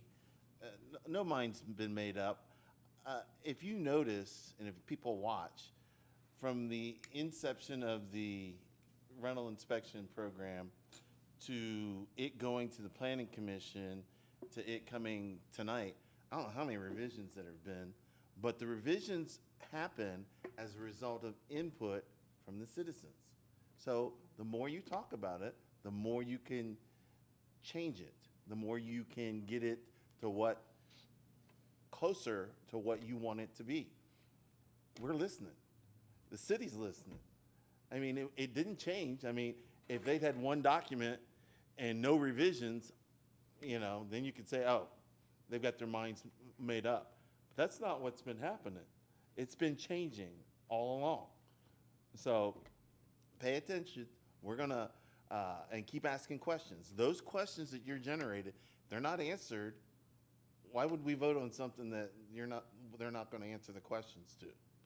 So give us a chance to make our minds up with your input. I mean, I'm a big believer in input. And Ken, you thought that there was a program or a committee. There was never a committee for this. There was a public meeting, and then there was the planning commission, and then there's this meeting tonight. And those were all advertised, and I should have called you. Somebody should have called you. I'm sorry, I didn't call you. Because you did give us your card, and I should have called you and told you, because I know this is important to you. I mean, you're good at what you do. Yeah, I know that, and you're a good realtor. Yes, ma'am. I appreciate that. So just stick with us. We'll come to the next meeting, see how it's changed, if it's changed anymore, and it probably might, but ask the questions and come to the last one for sure, and listen for the answers to the questions that are being asked. Time's up. Oh, is that for me? My time's up? We're all subject. We're all subject. Chuck put you up to that. I'll get him. You watch. And I'd like to thank Harold Mextra Rhonda Mextra and Harold for their long service with the city. And Rhonda didn't come tonight, and we'll celebrate her some other time, but I've known her quite some time, and I'm looking forward to getting to hear her proclamation as well. So all my kids came home for Father's Day, so all you fathers out there, I hope you guys had a good Father's Day. And they actually went to the Rock Piqua event. I didn't. I was relaxing at home with my wife, and we celebrated our 30-year anniversary Monday. So we've been married for 30 years. But the kids loved Rock Piqua. It was a great event. It's something that we put on. We do well. My kids are scattered. I have 7 of them. They're scattered all throughout. But they went and had a good time. So I think we're doing some things right. And a lot of people don't think we do everything right. No city does everything right. Just bear with us. Ask those questions. Get on us. We'll fix what we can fix. Like the street there at Gordon and South. I mean, whatever it takes. So appreciate everybody's input, and look forward to seeing you at the next meeting. That's all I got. Thank you. Mine will be a little shorter. Appreciate the truck show tonight. I made the comment that most of us either see that truck passing or whenever we have difficulties, we have it come out to our neighborhood. But it was really good to see a nice new truck and more efficient truck. And so appreciate Kevin's scheduling that for everybody to see outside tonight. The only other comment is that the city is preparing and other groups are preparing for the July 4th event downtown. And of course, the Civic Band will be performing at 3 o'clock in the hotel lobby, or in the hotel ballroom. So should be a big event, and we're looking forward to it. Oh, Miss Mayor, I forgot one thing. I'm sorry. You're on my time. I know. I'm sorry. I thought you were done. Are you done? I'm done. I figured you were done. It was for him, as a matter of fact. But last Thursday, we had a Juneteenth celebration at the gazebo. Gotham City Brass Quintet played for us. Jim's one of the members. They did a great job to help celebrate our Juneteenth, and to signify that the Mills Brothers are from Piqua, not Bell Fountain. Don't believe that lie. So even though they have a mural and we don't yet, but we're working on it. So, but I wanted to thank Commissioner Vetter and his group. They did a wonderful job. Music was wonderful. They do a good job. So thank you. Thank you. Sorry. Are you finish. I'm done, yeah, sorry. I just wanted to congratulate Rhonda and Howard on their retirement from long years of service and dedication. And I would thank you all for coming. Bring your concerns and your questions always. It's important. The city of Piqua is our city. It's your city. It's my city. So it's important that we hear from you, and it'll only be as good as you and I make it. Thank you for coming. And I will entertain a motion. I'll make a motion to adjourn. Second? It's been moved and seconded. All those in favor say aye. Aye. Opposed? Motion carried. We are adjourned.